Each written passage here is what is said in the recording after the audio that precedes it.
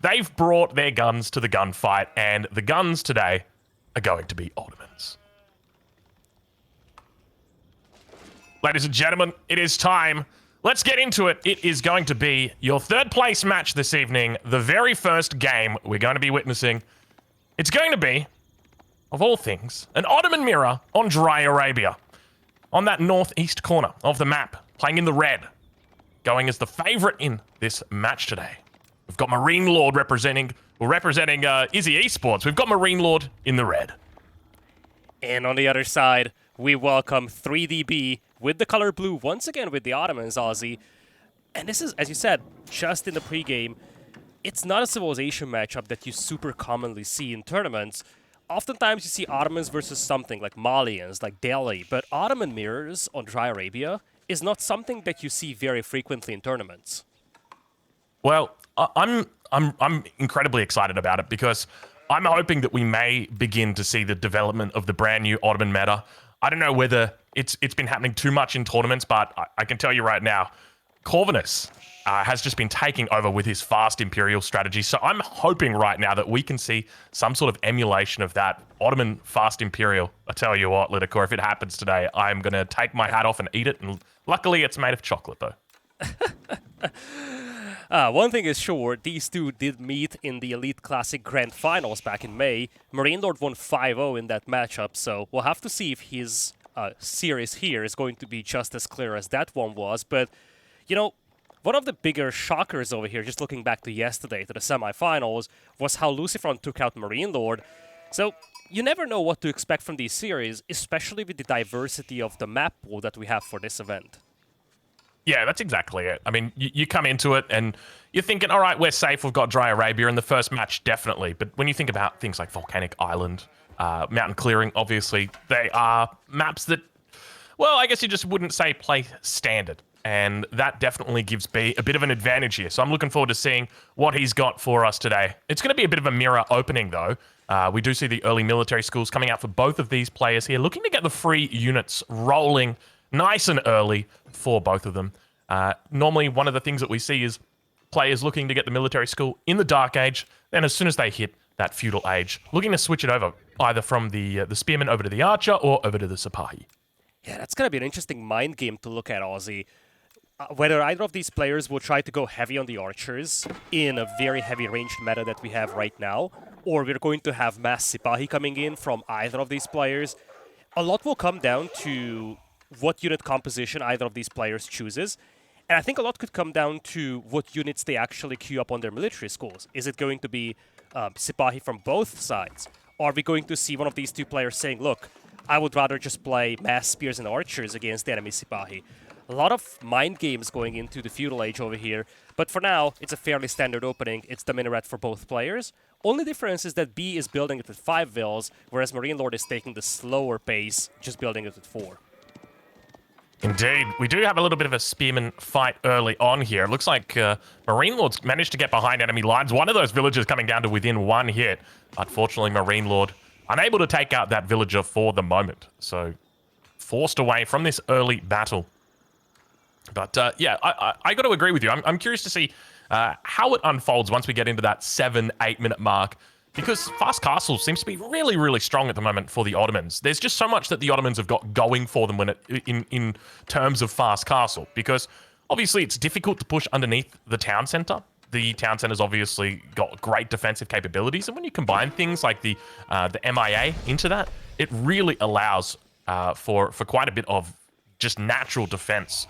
So whether we see that, we'll have to keep an eye out. But the age up does come through now for B, reaching the Feudal Age a little bit before 4 minutes and 20 seconds, and the second spear comes out for MarineLorD. We'll keep an eye on whether he changes up those free units from the military school, though. Yeah, for now it's just spears, poking and prodding. Both players had to pull some villagers from the gold mine before, but it's not really a big deal right now. It's just standard Feudal Age stuff, and it's going to be a range opening for MarineLorD. On the other side, B opted to switch into the Sipahi production with the military schools, and he's yet to drop any additional production buildings. Goes for the stone. Now, this could be for second military schools, or it could also be for second TC, and we've actually seen MarineLorD use a double TC build in the semifinals with the Ottomans. I'm curious to see if B is going to go that way in this third place match. Yeah, you'd think with 6 villagers on stone, it probably is going to go that way. That's quite a fair bit of villagers.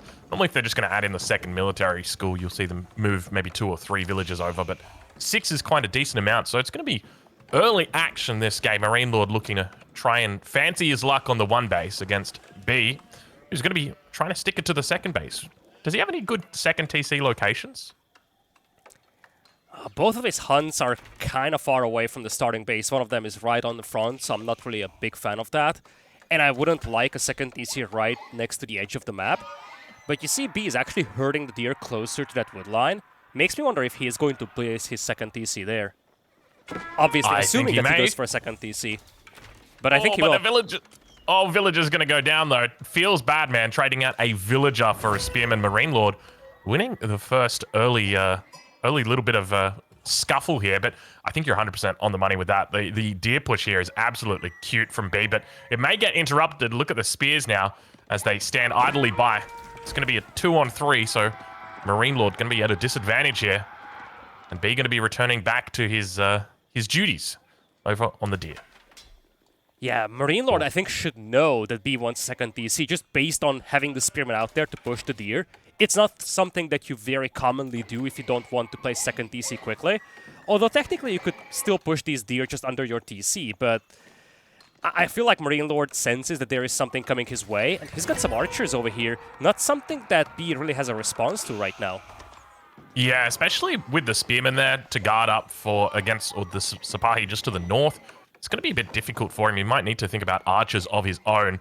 Meanwhile, back in the base of B, we do see he's got enough resources to throw down that second TC, but this is a bit of an awkward timing where he's got the resources to do it, but the optimal spot to throw it down, well, there's currently enemy units in it, so he may have to think about moving into a second spot, and it's going to be on the gold, which to me kind of points towards the prospect of a castle age. So we'll have to look and see what the plan is for B, but keep that in the back of your mind. Yeah, that's a great point. Whenever you secure the gold and whenever you start sending a bunch of villagers to the gold, that tells your opponent that, hey, I'm about to go to Castle Edge. So I feel like once MarineLorD sees that DC, he should also think, or at least assume, that B is going to try getting an earlier Castle Edge over here. But I'm rather worried about the food situation here for B. You see, the town center, he has depleted all the sheep he had. Right now the minaret is being denied, and he wasn't really able to push in much of the hunt. So I feel like there could be significant issues in the food department here for B. Especially considering he's used his vizier point on the 2 imams, which means that Anatolian Hills, it's not in the picture, at least not for the next 2 or 3 minutes at least. So it's going to be difficult for him looking to acquire that food, but definitely committing a cardinal sin. As you mentioned before, he was denied off that Twin Minaret Madrasa. Have a look how far away it is from the town center. If we take a look down towards his base, you can see that it is it's sitting about 2 tiles away from it. So a little bit of a you got to be careful with this. I mean, it's right up against the berries, which is nice, but is it really worth saving that 50 wood? Yeah, as Vodka is pointing out, we do have a bit of a skirmish here with the Sipahi. MarineLorD will lose a vill as well, but as Vodka highlighted to us, MarineLorD did something completely different with his minaret. His minaret is right next to the TC, so it's never going to be exposed to raids like the one from B is. Yeah, and that's exactly right. It is on the top side of the TC, though. I'm always a big fan. I'm a stickler when it comes to the Twin Minaret Madrasa. It always has to be on the bottom side. The berries push right up against the town center. That's the way it's got to be for me. But take a look at this. We've got ourselves a little bit of a push coming through here. We'll be denied out by the outpost, though. And players both heading towards the castle age. As MarineLorD clicks up now with the MIA. He's got 2 military schools down and the MIA. Keep in mind when he hits the castle age, he'll unlock access to a 3rd military school. And then he'll also have the ability to use a vizier point on military campus. So potentially going up to 4 military schools. Yeah, he could also use that vizier point on imams though, and I think that would be a safer approach for him to take. He's going to fall behind in eco because he's only on 1 TCs, but he could offset that very quickly by taking the relics. B is not really contesting the map at all, he's confined in his base, so MarineLorD could easily going 4, potentially even 5 relics there, I say. Yeah, that's a good point. I guess one other thing to note is even though B managed to secure his gold with the 2nd TC, we don't actually see him pointing towards castle at all. Obviously, when we saw him place the TC on gold, it kind of looks like he's going towards the castle age there.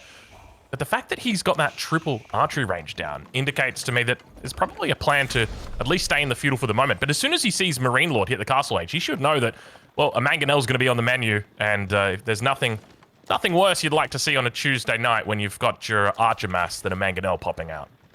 B's late to the party with this, I feel. He's on triple ranges, he wants to go mass archers and punish an early castle, but he has 7 archers right now, Aussie. He actually is neck and neck when it comes to the army count with MarineLorD, but MarineLorD is up to castle age. He has a meta out as well. This raid is nice, might even get a villager. In fact, it is going to get just 1. But still, MarineLorD now has a whole tech advantage, and B is very far away from castle age here, Aussie. Yeah, this isn't looking the best for him at the moment. And take a look at the food as well. 11 minutes into the game as an Ottoman player and you're placing down farms. That doesn't feel good. We hear another Vizier point coming through. It's going to be for B. Let's double check and see what he goes for. It sounds like it's been Anatolian Hills. I just heard the sheep getting picked up. He is going to be so relieved to have those sheep under his town center right now. 8 sheep coming through. That's going to be 2,000 food for him. That'll hold him off for a couple of minutes while he gets up to castle age, but it definitely feels like he's behind at the moment. Yeah, he needed that card. Ideally, you do not want to pop that out. You prefer to have a meta out or something. But he just needed food here. He needs to get to castle age. And if he does, he's going to be in a decent position. MarineLorD now trying to torch down some buildings, make his life a little bit more miserable. And for the time being, MarineLorD is behind by 12 villagers, and he's got quite a few idols. So if B gets up to castle age, he definitely has a reasonable shot at this game. In fact, I would dare to say that he would have the advantage if he gets to castle. I'm just sitting here hoping that we see an Imperial Age out of MarineLorD. I don't know how much he's been keeping up with the memes lately. I suspect probably not a whole lot, but Imperial at this point would be incredibly strong for MarineLorD here. He's almost uncontested. I feel like that's not what we're going to see here, Aussie, although I think MarineLorD values your feedback in this department. All right. I'll make sure I send him a DM on Discord. Yeah. All right. Yeah, he's well, probably going to MIA. tell you that there's a reason why you are not the one playing in the semifinals. You're not wrong. You're not wrong. Well, we got the MIA coming down for B at the moment. As you mentioned before, he's got a pretty nice villager lead here. But MarineLorD, obviously, with the haste on aging up, he's got the first mangonel out already, which is pretty crazy when you think about it. It takes 2 minutes to get those mangonels out. So he's been out for quite some time here, producing units extra fast as well. But yeah, at this point, B, he's going to be holding out for the mangonel on his defense. So we'll have to wait and see how it plays out as the siege begins. Sipahi on the front, cautious of engaging. There's so many spearmen here. The new age begins. He's looking to fortify the outpost. Buy himself a little bit more time. The archer's teeing off towards that front line. Ranged armor is through for MarineLorD. He's got +2, which means that there's not a lot of damage coming in onto these men-at-arms. He's up to double-digit numbers now, and he's going to try and close out the game here. A little bit of a lack of mangonels, though. I'm sure it's coming up the rear, so keep an eye out for it. He's got to be careful with the Sipahi. Numbers not the thickest. But now we hear that next Vizier point going to be coming in up the rear. Villagers going idle here as well, LidaKor. Starting to look a little bit worrisome for B. How are you feeling about this defense so far? Yeah, it's looking decent for B. He managed to fortify that outpost and wasn't torched down. Now he's going to clean this up. And there is no second wave coming in just yet from MarineLorD. Sure enough, he did some damage, but I feel like B held fairly well. And given that MarineLorD is playing very heavy onto men-at-arms and B's got triple ranges that he can use to produce crossbows, I feel like he can hold this position fairly convincingly for the next few minutes. It doesn't look terrible for B, does it? I mean, as you mentioned, I think the big thing is he's got a whole bunch of archers. They've got their veterancy upgrade coming through. +2's on the way. The mangonel's only just rolling in now. I can't help but feel like MarineLorD, when he may have jumped the shark a little bit here with the attack. Had he gone and waited for this mangonel, things would have been different. But we'll look to see how the defense holds out as the mango shot comes off. Almost manages to hit the Sipahi. That was a long-range bad boy right there. Second mangonel shot. Ooh. It's a beautiful one. It's the center of mass, but we've got the Imam here. Keep that in mind. Look at the value that he's getting from this Imam. Everybody is healing up right now. Such great value from this Imam. So it is doing a lot of work. They definitely do, Aussie. And the archers as well. These are feudal age archers holding on for a while. Now they have the castle age upgrade. There is no matter buff on them right now, but he's still holding off Men-at-Arms and Mangonels, well, just one Mangonel for the time being, with Archers and Sipahi. B's doing a great job with this defense, and I feel like MarineLorD's push here is kind of stalling out. It feels that way, doesn't it? I'm curious to see how many military schools he's got back at home. Has he stepped it up to the 4th one just yet? Has he used that Vizier point on something else? It's likely that... yeah, he's gone into the 4th one, and we see that next Mangonel coming out as well. But he's heavily investing at the moment in archery ranges. We see that he's got 2 more in queue at the moment, a whole bunch of gold in the bank. Do we potentially see a switch into Janissaries coming out right now? Is that a possibility? Quite possibly. You see, you have 8 Janis already for B, and in many ways, Janissaries are an extremely underappreciated unit in Castle Age. They are technically an anti-cavalry specialist, but when you buff them with the Matter, their base DPS becomes rather spectacular. And they are very good against infantry as well, as long as you have a meat shield in front of them. I like this mix-up quite a bit from B. And I think against an infantry-heavy composition that MarineLorD has, just going heavy on the Janis will work very well, especially when you have some crossbow support as well. Yeah, I got to agree with you. But what's interesting is that he's still stacking up all this gold. He's sitting on 1,100 gold at the moment, and it's going to be archers that he opts for instead of anything costing gold, which is kind of wild here. My biggest fear for MarineLorD is that it could be seconds away from being over. Fortunately, all of the Sipahi have gone up to that north side. We can still see them looking to wrap around MarineLorD's base. So these Mangonels, these are undefended, but it looks like the meta's going to get sniped out by 2 Janissaries and a crossbow. But hey, the Mangonel gets one back for him. Yeah, that's a good clump of Sipahis though, and B even opted to send it together with the Matter. He just wants to get one good raid going. Frankly, he doesn't even need it. He's up by 22 eco. Well, he's up by 22 eco, but there are other factors at play. As an example, MarineLorD's just picked up his 5th relic. Yes, 5. Even though B took Imams, MarineLorD's managed to capture 5 out of 5 relics. That's pretty impressive, considering the current state of the game. But pretty big raid coming through. Not a whole lot of damage, rather just a bit of idle time. Got the Men-at-Arms, going to look to try and defend, but he's got to be careful. Those Mangonels are just kind of sitting out there, ready to be taken out.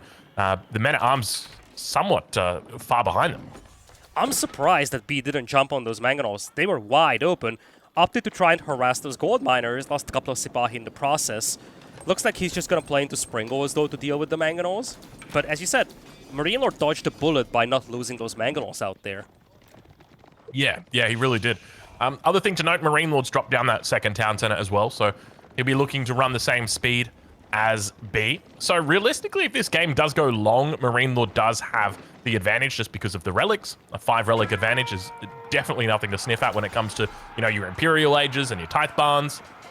So we'll have to keep an eye out for that. But Men-at-Arms numbers continuing to build. Next Vizier point coming through. Going to be looking to chase the Sipahi around the edge of the base, and the Janissaries will pick them up, or at least try and pick them up. You can see they're somewhat struggling here with their lack of numbers. Is he focusing down the meta? Doesn't look like it.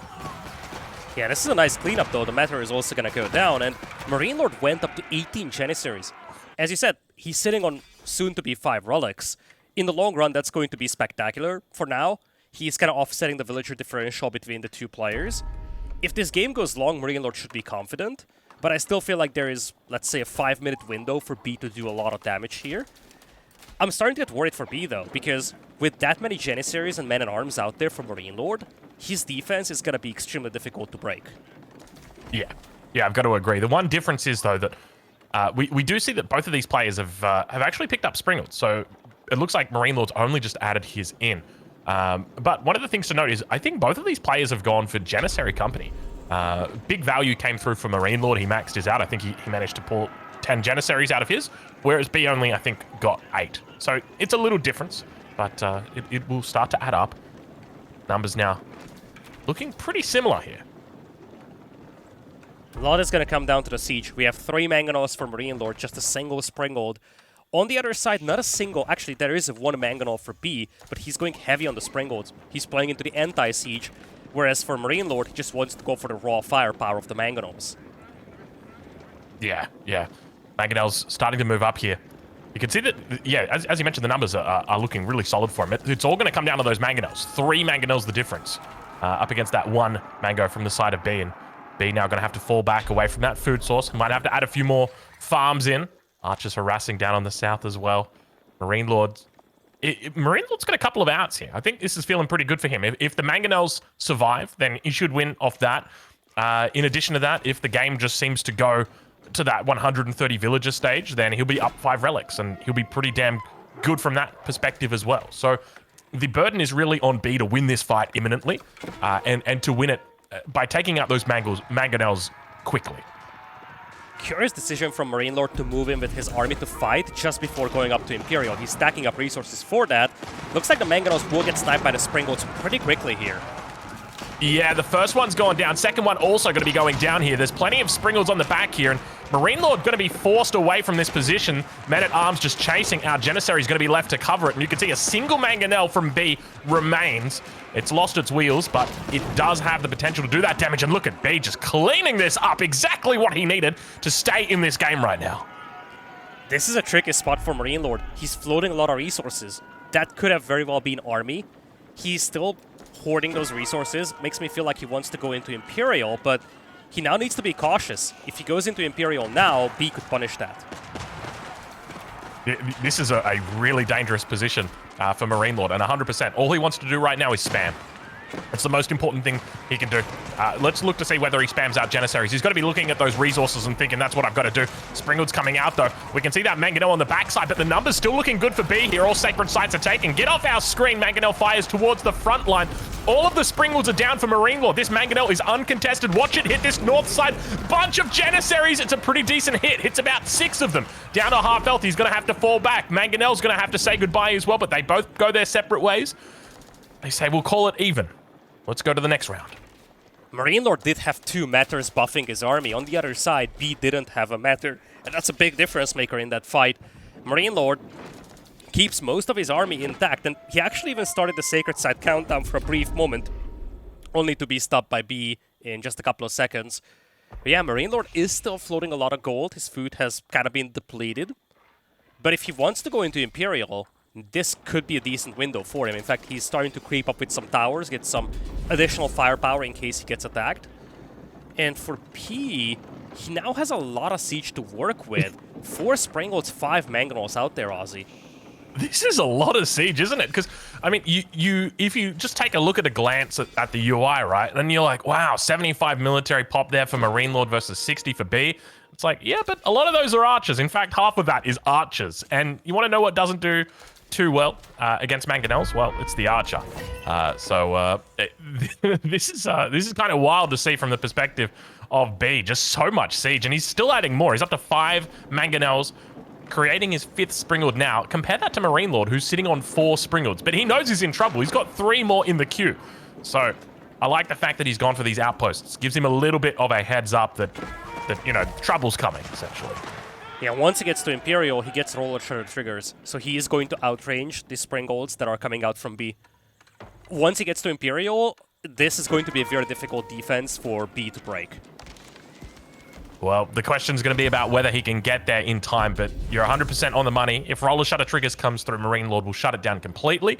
Will he be able to survive them? Because not only do you have to get enough resources to age up, you've got to age up, then you've got to click that little upgrade, and MarineLorD looks somewhat intent to push out. We'll head back down towards that south side as he crosses the sacred site. Springle's moving up. He's looking to try and micro this one out perfectly. A little bit of a stutter, a little bit of a dance. Mangonel's turning around, looking to try and take a piece of the cake. Find a little bit on the front line. A couple of units go down there. Janissary's pushing up as well. MarineLorD saw the 5 Mangonels, and he was like, no, I'm not taking that fight. Not taking that fight yet. We can see right now the Mangos are looking to unpack onto that front line. Big shots onto the back line. Springwoods trading out with each other. The Mangos just having a field day while everything else is going on behind it. You can see the Springwoods are just focused completely on the enemy Springs, and now this opens up the front line. B looks like he's doing relatively well here with the steamroller. Behind this one, we had a men-at-arm raid as well, but this was a great fight for B. And you see, MarineLorD took out the Springolds from B's side, but he also lost a lot of units in the process. The Mangonels were completely untouched. Looks like he is holding on for the time being, but once again, he's folding a lot of resources. He cannot really get to Imperial right now with the pressure that's on him, but also he still wants to get to Imperial, so he's kind of caught in between. Do I age up? Do I wait a little more? For the time being, he's just floating those resources. Beautiful micro coming in from both of these players right now, but it looks like we might have a 2-for-1 trade. Indeed it was. MarineLorD managing to take out one of the Springalds of B and starting to build that advantage. He's up to 6 Springalds now compared to B, who sits only on 2, and he's about to lose 1. No, never mind, he didn't. Mangoes, look at them pushing up. Look at them pushing up. Watch out, the Mangoes. Oh, my Lord, when they come off the top rope. Oh, there's one that goes through. Managed to hit it. The micro coming out right now. You can see the men-at-arm front line looking to round it out as well, but the Mango shot onto the Springalds. It's going to go wide. And he's down to 3 Mangoes. And Mangonel also coming out for MarineLorD, but the men-at-arms turning straight to attention. Big shot onto that back line. Managing to find about 10 or so Mangoes once again onto the Springalds. One of them going to go down. He says, geez Louise. Far out. What an absolute fight this is going. This is turning into an insane game right now, LidaKor. It is an insane game, Aussie. You still have a lot of siege left here for B. MarineLorD no longer has any Springolds on the battlefield, and that Mangonel is still out there to help for B. You feel like B is pushing deeper and deeper here. MarineLorD might be in trouble, Aussie. He could be. The single Mangonel on the back could be the difference, but look at the splits coming out from MarineLorD. Tell you what, you're going to have to change his name to ArcherLord with micro like that. That is just beautiful micro. I think there was about 3 different movements that happened in that short little animation between the boulders getting thrown and the boulders landing. Incredible micro. Yeah, great micro from both of these players, actually, just back and forth. And it looks like the battles have stalled out for a little more. MarineLorD now fully committed to this Castle Age warfare, but B brings in a Matter. He didn't have a Matter for the last 3 fights or so, and right now it's MarineLorD without one. So, for the first time, B is going to have that buff while MarineLorD doesn't. And behind this, B actually captured all 3 sacred sites, Aussie. He's 200 out of 200. I mean, this is where it starts to go downhill, though, right? He wants to keep MarineLorD trading units constantly, because once they get both 200, that's when the relics really start to shine. Because up until this point, MarineLorD's been down about 20 villages. Those relics have been making up the difference. Whereas once we get to that max pop versus max pop, that's when the eco advantage is going to start to sway in favor of MarineLorD. So I'm confident B knows this. The question is, how does he go about dealing with this? As it looks like he's beginning to move towards that Imperial Age. We can see the resources starting to stack up here. Just got to be careful with the Springles as they unpack, looking to try and trade them out against MarineLorD. The numbers relatively even on the front line, but MarineLorD manages to take some decent trades out here. Still firing off. It looks like we've got about 3 against 2. Mangonel shot. It hits the men-at-arms. Imam still healing up for the moment. The numbers looking really solid as all of the siege has gone down for B. He's got a single Mangonel. Mangonel hits the back rope as well for B. And now those men-at-arms able to melt through the last of the Mangonels, and have a look at this. The last Mangonel standing. It's not MarineLorD's. It is unreal how much value B is getting out of those Imams. Just look at all the healing going on. He ate like 6 Mangonel shots, yet most of his army is still intact. Those Imams are the MVPs of these fights, Aussie. Oh, yeah. Yeah, it's crazy how that decision early game can make a difference in these fights when you're having these huge Mangonel battles. But now we can see MarineLorD somewhat invested a little bit heavily in Springolds, which is a rare statement to make. 5 Springolds out, but you can see right now it's just a whole bunch of archers defending on the front line. The men-at-arms going to be moving forward towards that Mangonel. He's trying his best to hold on, and more Mangonels, or rather more men-at-arms running in. It's just constant spam between these two guys. Just such a bitter fight. Population is looking better for B, though. He's steady 200. MarineLorD is dropping in population at 177. He's also falling behind more and more when it comes to the positioning. Now he's losing ground at the front of his base. Keep in mind behind this, there are sacred site timers ticking. B has just started collecting stone as well. He's up to 45 stone a minute, so there could be imminent keeps, but we've got a little bit of a trade out coming through. Springald v Springald. Looks like B's managed to get the upper hand for the moment. Mangonel shot looks to hit the center of those. Keep in mind, Janissaries can repair up these units if they so choose to, but unfortunately they're getting a little bit close for comfort right here. What is happening with these guys? You guys didn't have your wheat bix this morning. Men-at-arms chased away. Standing once again on that front line, looking to claw their way in. We start to see crossbows coming through. Sorry, I just heard something behind me. Never mind. Something fell down, but it's all right. I'll fix it up later, LidaKor. Look at these men-at-arms go through towards that capital town center. Mangonel shots onto the back line. It's a double, baby. He just wants that one more. If he gets one more, he should be able to take it out, but he's not going to be able to find it, and this is starting to look really good for B now. MarineLorD with the single Imam in the base. No AoE healing coming out for him. Mangonel turns around. He's trying to find it. Mangonel goes down. Men-at-Arms coming through. It looks like it might be game for B right now. 71 military pop versus 30. It is looking really good right now if you're a B fan. Springwood's moving in. Keep in mind he's max pop this whole time. MarineLorD down to 150. I think this is it, Lida. You might be right, Aussie. What a game here from B. Just relentless all around with these assaults. Siege battles back and forth. And again, those Imams still healing the army of B just makes so much of a difference between these two players. MarineLorD, he's on 5 relics, and he may end up losing the first game over here. In fact, he's about to lose the mosque, and B has the monks nearby that he needs to steal those relics. Look at him. He's literally, they're just standing there like, gimme, gimme, gimme, gimme, gimme. He's got 2 of them, and immediately they're just kind of chilling out for the moment. But that gives that advantage that MarineLorD once had, and it puts it very far away from him. And it's such a difficult point to come back from now when your enemy's in your base like this. But we do also see B now. He was clicking up to the Imperial Age. He goes for the Seagate Castle. Where's this one coming down, though? Let's look to see whether we can find it. Looks like it will be safely in the base. So when... Look, there's a possibility for trade here, but, I mean, B's just pumping units non-stop at this point. Yeah, he is. And he should. He knows that MarineLorD is on the back foot. MarineLorD is out of food, very little gold available, and he knows that MarineLorD's army is just nowhere to be found now. It's only crossbows holding on for dear life. B is sitting on 2,000 gold in the bank. He is going to have Imperial Age, and he still has the Sacred Site countdown going on for him as well. So many things going well right now for B here. Yeah, he's done really well to pull this one out. And it all just goes back to that second TC. Beautiful shot right there onto those archers. But to me, it just all goes back to that second TC.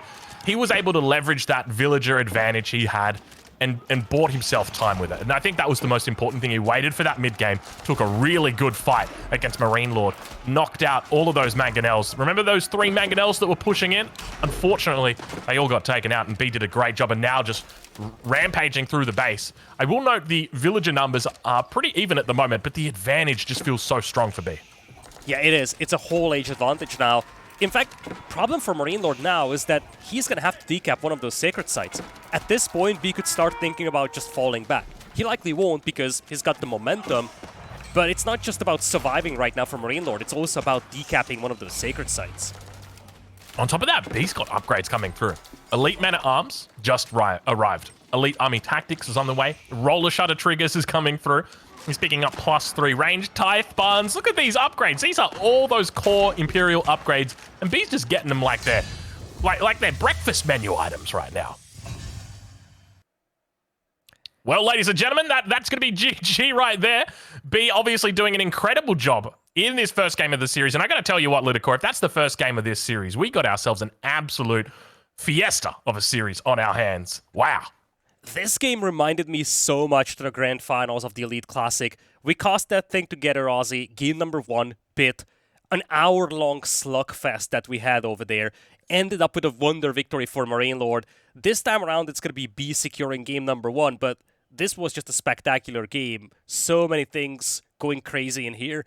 The back and forth between the siege battles. How MarineLorD was able to secure all 5 relics, yet B was able to prevail. How B used the Imam to heal up the army consistently and keep it alive. So many spectacular moments, and this is only just game number 1. Oh, yeah, for sure. I think for me, and you mentioned this before, you said the MVP for that game is without a doubt the Imams, and I got to agree with you. There was just so much passive healing that was going on there. You got to remember, they buffed that up relatively recently. It wasn't like that a couple of patches ago. I remember it used to be staggered like 1, 1, 2, 3. So 1 health in the Dark Age and Feudal, and then in Castle it was 2, and then 3 for Imperial. But they've buffed it up. It's higher than that now. I think it's 1, 2, 3, 4 or something like that. But yeah, incredible stuff coming out from those Imams. And with that, it looks like we are heading into a second mirror matchup. First home map selected by MarineLorD will be Volcanic Island, and we'll be having the Abbasids line up against each other here. A matchup that B has played against Beastie in the semifinals. Beastie ended up winning that match, but B comes away with a lot of experience from that one. Makes me wonder how he's going to approach this matchup going into game number 2.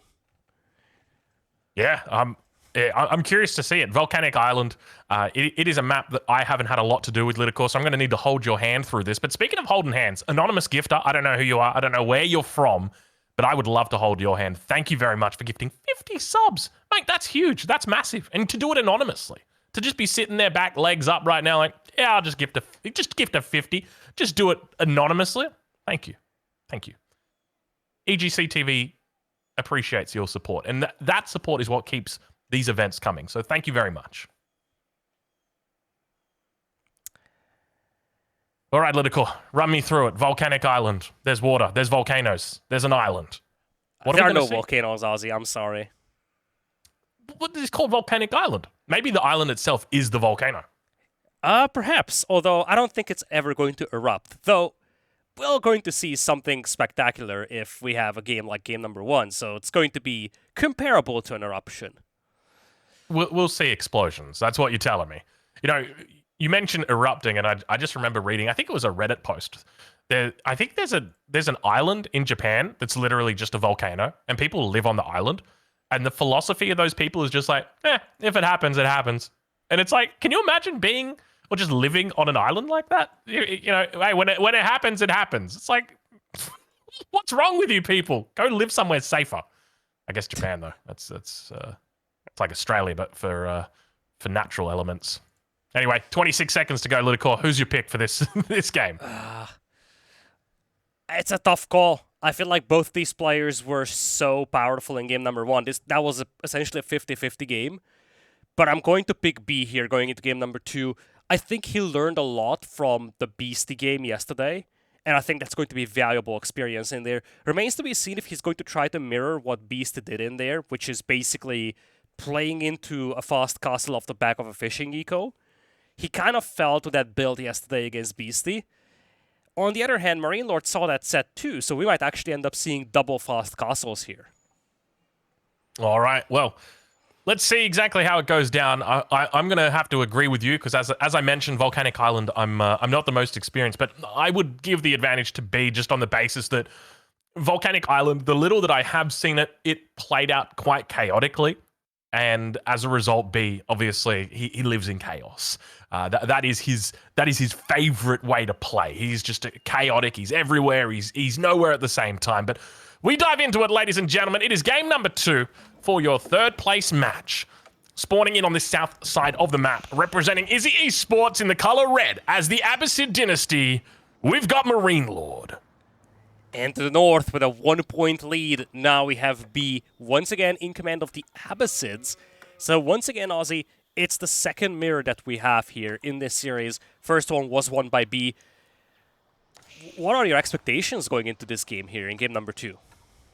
Well, I'm glad you clarified in game number 2 because I was going to say in game number 3, I think there's going to be another mirror. It's really funny how at the top level it works out, right? Like they both picked the same civ in the first game and the second game. They both banned the same civs. So they have the same options on all the same maps. And it's just like, it just gravitates towards these mirrors. But expectations, look, as we've talked about before this game begun, this is Volcanic Island. The island itself is a volcano. So at any time, there could be an eruption. I'm waiting for it. The lava... Oh, wait, no, that is a different game. Anyway, I'm expecting chaos. I'm expecting absolute madness this game from B because it's his style of play, right? Units everywhere.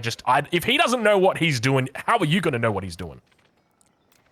B played this matchup against Beastie in the semifinals yesterday. In that game, B tried to make the game very chaotic, tried to spam docks on the pawns of Beastie and just tried to shut down the fishing eco. But what Beastie did was go into Feudal Age with a Culture Link, so he gets the discount for his Castle Age, and basically leverage that fishing eco to get to a quick castle and then punishing Castle Age. The reason why that was such a clever move is because eventually he ended up taking a big beating on his fishing eco, but he just didn't care. It was all about getting that quick Castle Age timing and getting that momentum that he needed. B in the end fell in that game. Makes me wonder if B is going to try to replicate a build like that, or he's going to try to do something very similar to what he did yesterday, with adaptations to try and avoid the disaster that he had yesterday. Yeah, we'll have to look and see how it plays out, though. Both players opening up with the double dock, the double Abbasid dock. I'm a big favor. Well, I love this sort of build, this super greedy It's possible because the Abbasid obviously pay a discount on their docks. But we do see an interesting decision down here. So we've got the deep sea fish. Is it the deep sea or deep water fish? I swear LidaKor in the alpha or the beta they were called deep sea fish, and then at some point they changed it to deep water fish, and my brain has just never gone back. It's always deep sea fish to me. Well, I wouldn't really call these little ponds sea, but anyway, it's critical that you have those close to your dock, right? There's a big getter rate difference between the deep sea fish and the shore fish for the fishing boats, so there is definitely a lot of value in having a pond of deep fish close to your dock compared to shore fish. Yeah, it makes a lot of sense, especially considering that they regen, whereas the shorefish won't. So it's the gift that keeps on giving, and we do see B now moving down towards this additional little bit of food down here. And I think what's also interesting is this only really feels possible with Abbasid and maybe with the Ottomans, and that's just simply because of the discount price that you pay for your docks. If you're paying 150 wood for these docks, it just doesn't seem viable to be throwing these down. And we can see right now, both of these players are sitting with barely any resources to their name. I mean, we've got B who's starting to stack up a little bit of food, but when it comes to gold, he hasn't made any progress whatsoever at this stage. MarineLorD, he's got 21 food to his name. He's docking it up. Look at this right now. We're on triple docks, baby, and we ain't even getting started yet. I think he's just throwing down a fourth dock. Yeah, it looks like B will try to expedite his feudal age a little bit. Makes me wonder if he wants to open military wing. Like, what you see from MarineLorD is a more conventional, semi-fast castle-ish build, where he wants to expand the fishing eco first, and then just go boom feudal age, boom castle age. But for B, he's rushing his feudal age, which kinda means that he wants to accomplish something in early feudal. Whether that's military wing, use the archers and spearmen, or whether that's just fast feudal age, getting a dock up on the enemy pawn, getting emplacements, it remains to be seen. But just from the eco balance that we have in early game, I have the feeling that B wants to accomplish something in early feudal here.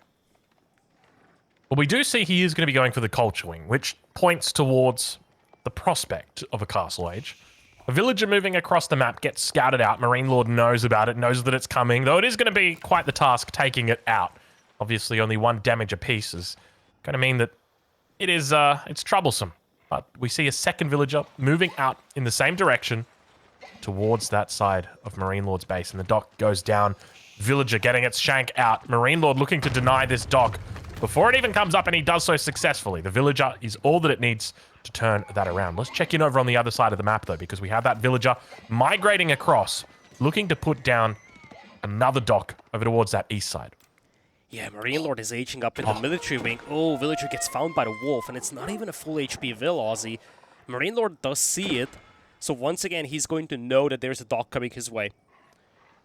Interestingly, he just lets it go, though, right? Like, it feels like we're watching a Disney movie at the moment. So the dock's going to come up, but he's just putting down another one? Is that the go-to? Yeah, reality is that he may not have seen it. Sure enough, he does have the villager in line of sight, but he was doing other stuff as well, namely pursuing the villager on the other side of the map. So maybe while he had line of sight, he didn't actually visually see the villager. So maybe he doesn't know about that dock that's creeping up on him on the right side. Well, we've got our first difference between these two.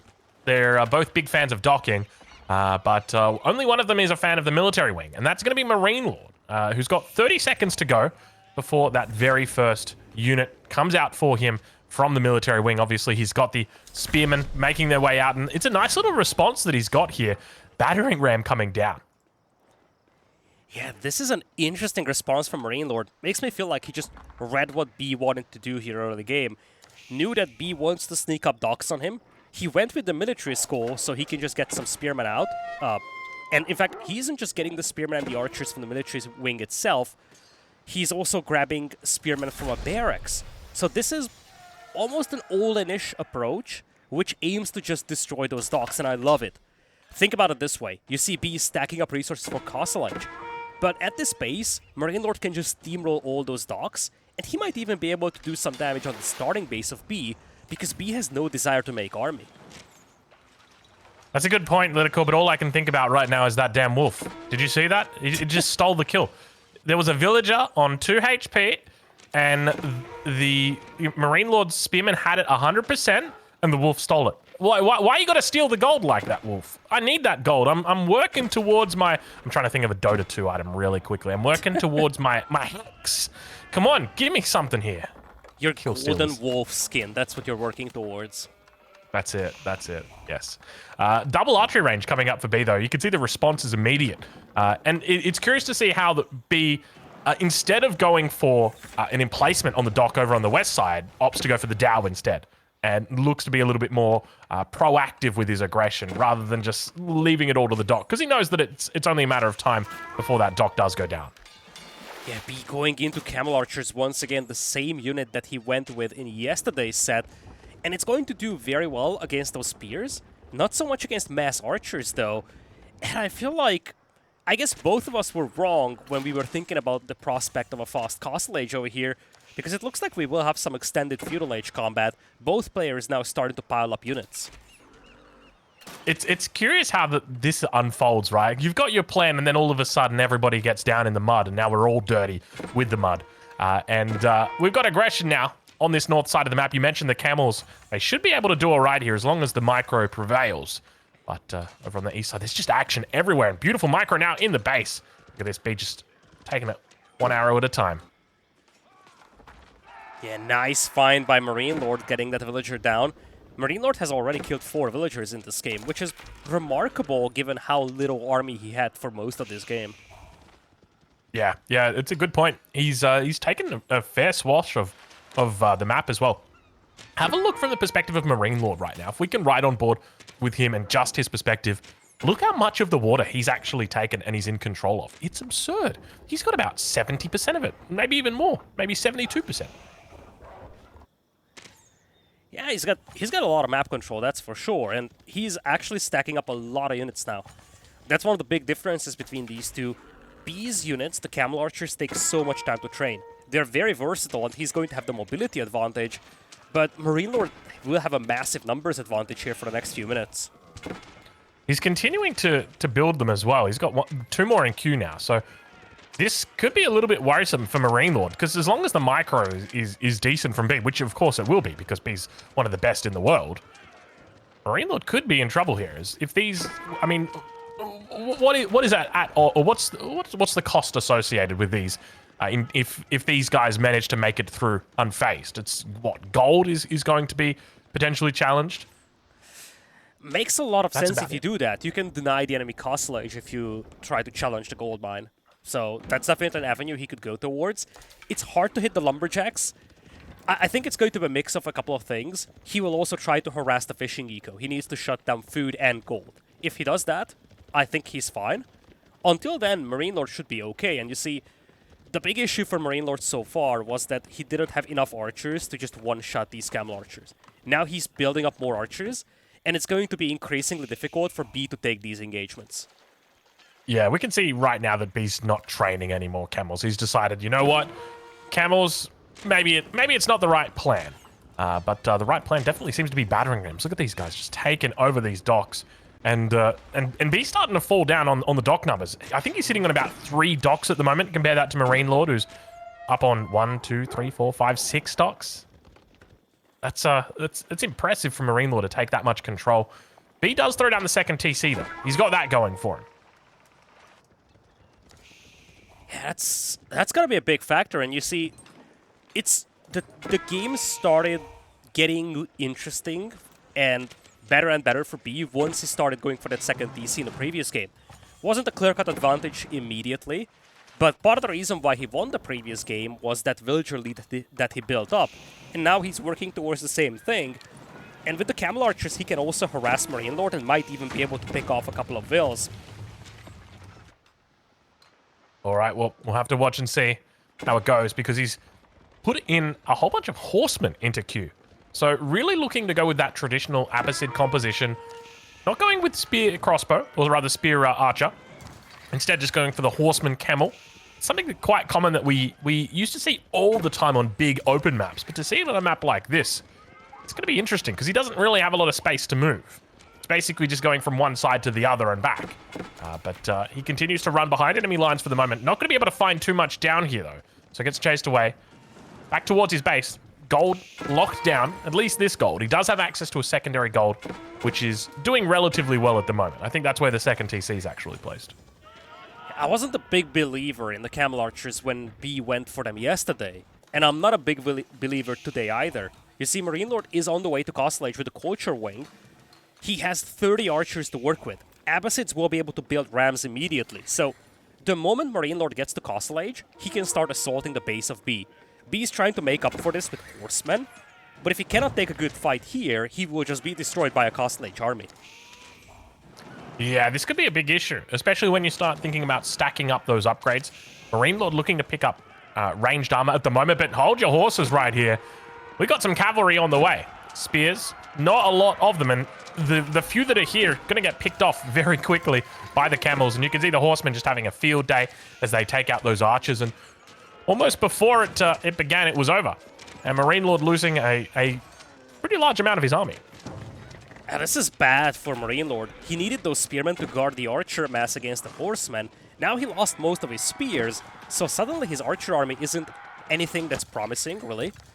And now B is on the way to Castle Age. He's going to be a minute and a half behind, but you see, MarineLorD has to fall back. He has to fall back because he lost the spearmen, so the archers are undefended. Now with that many horsemen, I am thinking that B's position is getting better and better. He's going to get some camels, and is he thinking about chopping through even, Aussie? No. Could you imagine? All right, let's wait and see, because it is definitely on the cards here. We've got MarineLorD up to the Castle Age with the Culture Wing. They've done a little bit of a flipperoony.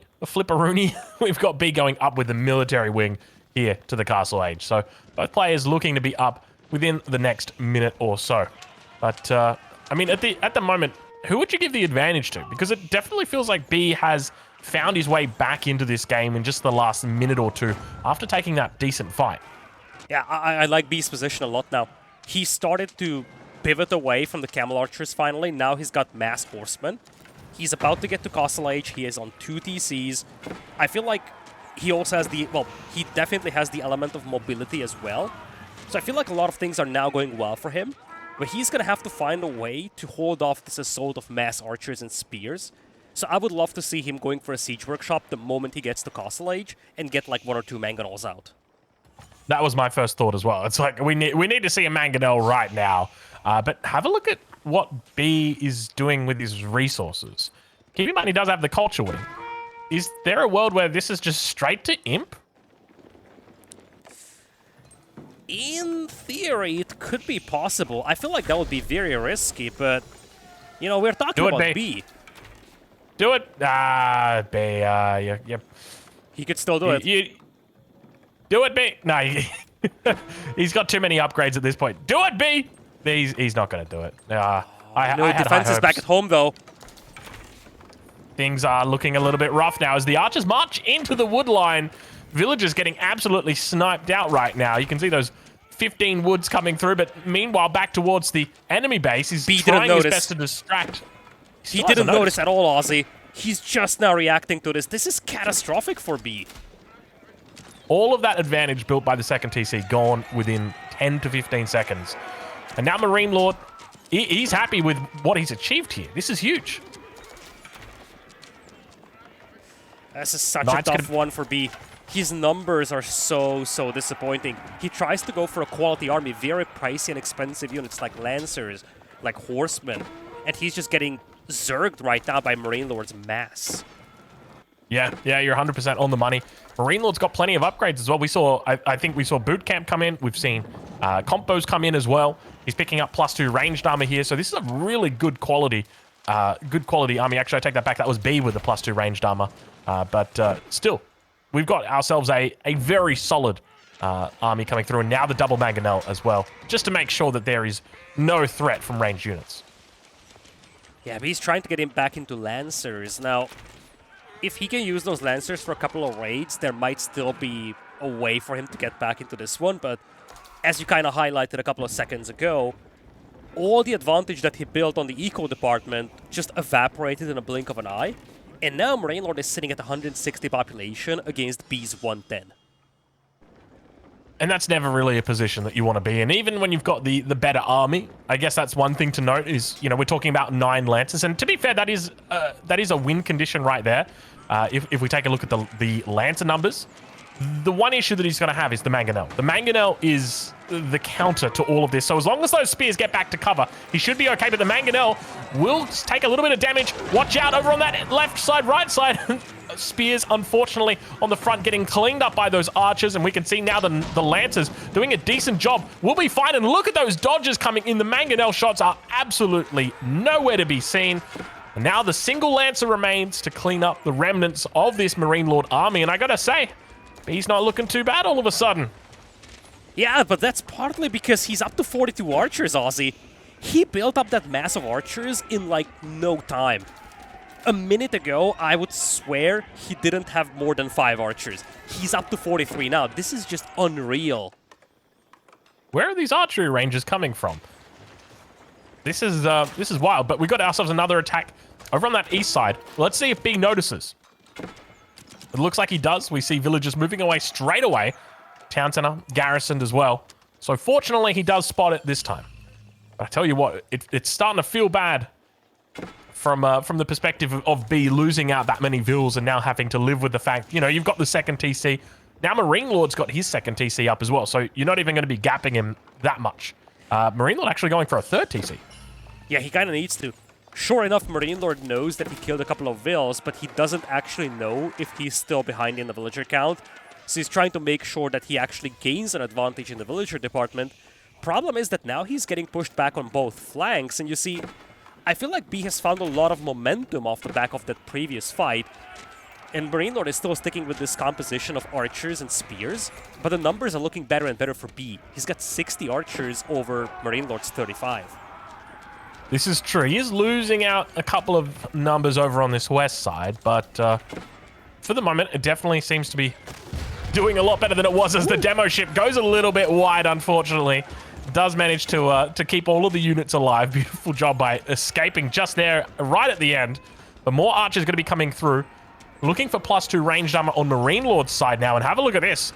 Hold on to your horses, because there are Lancers running in directly for this big, massive archers, and I tell you what, that could be huge for B.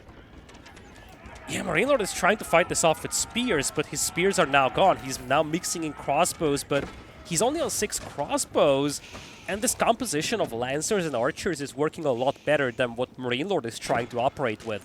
Crossbows, Archers, even some Gulams mixed in. None of these are good against what B really is bringing in. Yeah, you're 100% on the money there. The question for me is going to be about whether B allows that massive of knights to build up, because if he trickles them in one at a time, 2 at a time, they're just going to get picked off by the crossbows together with the little bit of spears and gulams that are there to defend. If he allows them to build up into that, you know, 9, 10, just like that, oh my lord, have a look at that one. Let's go back, vodka. It's about to happen. There they are. That's what we're talking about. Look at those knights beginning to charge in, looking to hit the backline straight away. Crossbow's going to get cleaned up. Look at the numbers coming out right now for B as he surrounds and engulfs the front line of MarineLord's army. And what's left is just a handful of archers. I say a handful. I've got a lot of fingers on my hand, I'll tell you that much. But this is not pretty right now for MarineLorD. He's going to be panicking.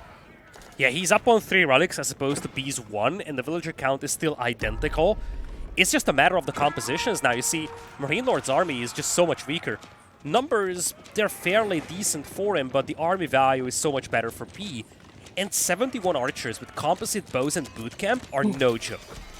The Mangonel, if the Mangonel gets up, he gets a good split in. Mangonel looking for a shot. He just comes up right and close, gets in on top of it. He's trying to find a way through to the Mango. Look at the defense right now. The star defense coming through from MarineLorD. He wants to keep this Mango alive. He knows this is his saving grace as long as it lives to see another day. But unfortunately, it doesn't look like it will. MarineLorD now on the back foot. This might be it right here, LidaKor. B is just spectacular with the micro in this game. He has been out-microing those Mangonels for so long, and now he's pushing into the eco of MarineLorD. MarineLorD is down to 34 army, and he's out of wood. Has to cancel the keep on the front line even, Aussie. Yeah, it's never fun when you have to cancel a keep like that, and with being so low on wood, it means that the wood line, if it's under threat, I mean, MarineLorD just trying his best just to hold on right now for dear life. He knows that if he can get a couple of Ghulam's out, it could be the difference between a defense and a successful defense. So we'll have to see exactly how he looks to play it out. More units coming up the rear from B here. Ideally, he wants to try and find all of those villages and just look to take them out, neutralize that economic threat. Yeah, he will find that value. He can just ignore the Ghulam because it takes a lot of time for those Ghulam to clean up the archers. He'll focus the villagers, and now he's cutting into the eco of B, or for MarineLorD, beg your pardon. And you see, he's now switching fully into Lancers. He stopped making archers. Now it's full Lancers. Villagers keep falling from MarineLorD. His eco is now being shut down. Yeah, these Lancers just cleaning up the Ghulams as well. He's going to have to fall back for the moment, but he's having an absolute field day just camping these villages. Even in the wood line, look at this. There's no space for these villagers left. Traders? Traders? MarineLorD's going for trade once again. Come on, MarineLorD. Get it together, son. Poor MarineLorD. Poor Wait MarineLorD. a second. There might be an opening in the middle now. Those Lancers were pathfinding in such a weird way. They were. It was like they thought that there was an opening, but there wasn't really one. By the looks of B's villages, I don't think that there is. But we'll have to wait and see how that goes. We'll check in with it soon. Meanwhile, on this west side, though, battering rams are coming up. MarineLorD's held for the moment, and he's got the military number advantage. If the keep comes up, that could make this story a little bit different. But realistically, I don't know where the difference is between these two guys in the late game, except to point towards relics once again. But we'll talk about that later, because we've got ourselves a bit of a battle beginning to unfold on this west side once again. LidaKor. It is just so back and forth between these two guys. I feel like Lee may have been a little overzealous with his first army. He dove underneath the town centers and he lost a lot of these archers. And it takes a long time to build up these Lancers, so his numbers are no longer spectacular. I think he's still in a great spot, but MarineLorD is getting a lifeline over here by B depleting that army quickly. He's going to look to pick up a couple villages here on the keep. We'll find about 5 or 6. You can see that he's lost a whole bunch of Lancers for it, though. Is it really worth trading out Lancers for villages at this point in the game when your enemy has got 3 TCs and they're paying only 32 food for each one of those vills? I don't think so. And I think MarineLorD's going to be very happy with that trade. He's only 20 vills behind, but at this point, when you're up relics, you're feeling good about yourself, and you've got that keep to keep you safe, I think MarineLorD's position has improved rapidly from 2-3 minutes ago. I have to agree, Aussie. I feel like those Lancers would have been so much more useful in this direct battle instead of raiding the villagers. I understand what B is trying to accomplish raiding the wills, but as you highlighted, especially in an Abbasid Mirror, especially when your opponent is on 3 TCs, killing the enemy villagers is the secondary thing. He needs to force a decisive battle and just destroy the remains of MarineLorD's army. Yeah, I've got to agree on that front. So, I mean, it's almost a little bit of a throw. I mean, I wouldn't really call it a throw. I think it was just, you know, things were going so fast and it was happening so quick. He thought he had MarineLorD on the ropes, and it definitely felt that way. But unfortunately, MarineLorD, he's a tough guy. He's a hell of a fighter, and he manages to find his way back in. All right, we're slowly building towards the inevitable 3-lane highway. We've got 2 at the moment. We just got to connect them in the middle. Mangonel. Got to watch out for that Mangonel. You can see the way that MarineLorD postures. He knows that B's looking for it. Now look at the Lancer numbers. Oh my god, look at the Lancer numbers. There's not enough spears here, LidaKor. There are nowhere near enough spears here, and they look to try and just engulf that front line, doing a wonderful job as the Mangonel unfortunately takes only a couple of units out. It goes down, and that is going to be an absolute cleanup right there on aisle number 3 for B. He's got 9 more Lancers in queue, 24 out on the battlefield at the moment. Well, we were just talking about how good it was looking for MarineLorD. I got some bad news for all you French fans out there. Not so pretty now. Clever move by B. He pulled back, waited until MarineLorD's slow army moves to an open ground, and then he just engulfed them with 20 Lancers. In fact, I think that he moved up to the north to destroy those ships to try and pull MarineLorD out there. This is kind of a bait move. Make MarineLorD move out to an open field, allow these Lancers to reign supreme, and now, as you said, MarineLorD lost tremendous numbers. The army count is pretty much even, but the value and the quality is just so much better for B now. Yeah, MarineLorD's going to have to go spear crossbow to defend against these Lancers. maybe mix a mangonel in or two, but at this point in the game, spear crossbow doesn't feel very valuable or very viable just because you don't have the military pop to make it. So we do see now B may get caught out. He's got the economic wing on the way through. Lancers will be okay on the defense. A single camel here as well. It's going to get taken out straight away, so that debuff is lost straight away. Spears on the back line. He's got that phalanx upgrade. He's trying to get through it, and the number's not looking terrible at the moment for MarineLorD. He's got those reinforcements rallying in. Meanwhile, B's got nothing on the way, and it looks like we've got ourselves another cleanup. Wow, these games are so back and forth, LidaKor. This is ludicrous. B wasn't really microing this well enough. His archers weren't focus firing on the enemy crossbows. You see the big difference between this army for MarineLorD and the one before is that now MarineLorD has a lot of crossbows. Those crossbows weren't taken down by the enemy archers, so they just picked apart all those lancers. B is still in a good spot. He's on the way to Imperial. He will have enough stone for a keep in a moment, but he just lost a very pricey army over there. It's wild to me that that's happening because, you know, he clicked the eco wing right as the army's engaged. And to me, that just, it's one of those cardinal sins, right? You never want to be pushing or attacking when you're aging up or thinking about aging up.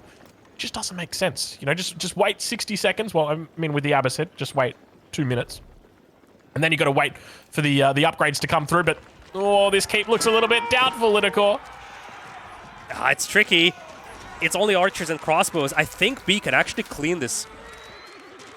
Oh, you say that, but look at the numbers here. The numbers look pretty decent. The archers together with the crossbows. He's just going to start moving over villages towards that keep. And unfortunately, B, he's up in 8 seconds, but I think this keep is never getting up. It is going to take... You're going to have to put that 8 and invert it over 90 degrees because it is never coming up. It is going to be infinitely like this until it gets cancelled. Yeah, you have to consider what we've discussed in terms of MarineLorD a couple of minutes ago, though. Is it worth losing an army for killing that many villagers? That's a question that you have to ask for MarineLorD now. Well, he's clicked the eco wing himself, and he'll be up to Imperial in 1 minute and 36 seconds, so not too long to go. But we do now start to see stone walls, the very first walls of the game coming up over on the east side, and they're immediately denied. MarineLorD says no, no, no. And that's all he says, because his English is not that good, so he's just limited to one word, one syllable. No. None, maybe. Maybe that's what he said. But we start to see those Imperial upgrades now starting to come through for B. He's looking to pick up some elite upgrades as well. Camel Rider Barding has been completed. Decent number of units over on that west side. B wants to go heavy on the Camel Riders over here. Interesting choice, but supported with the archers, I can see that work. And he's also trying to stonewall off the right flank. Makes me wonder if he is thinking about the sacred sites at this point. You only have 2 of those in this map, and both of them are right now under the control of B. Yeah, I think you might be right. It does make sense to look to go for it. It's a really aggressive wall, though. I mean, you kind of have to be aggressive with the wall just because there's always the prospect of a dock and then a transport ship, and then you've got a problem. But speaking of problems, we've got another keep coming up that is looking to be denied by those ghoul arms. There's a lot of action on this map. They are just in every single corner. All the villages have gone down on that east side. MarineLorD once again just says no to be denying that wall. But looks like the ghoul arms should be cleaned up here. B, once again, keeping his head above water. Yeah, this is going to be B's window to strike. When he sees MarineLorD aging up to Imperial, that's where he needs to force a fight before MarineLorD gets his imp upgrades. And I think he's got a decent chance of doing that. You see, MarineLorD is heavy on the spears, crossbows, and archers. That composition isn't really spectacular against what B has. Mess archers and mess camels as well.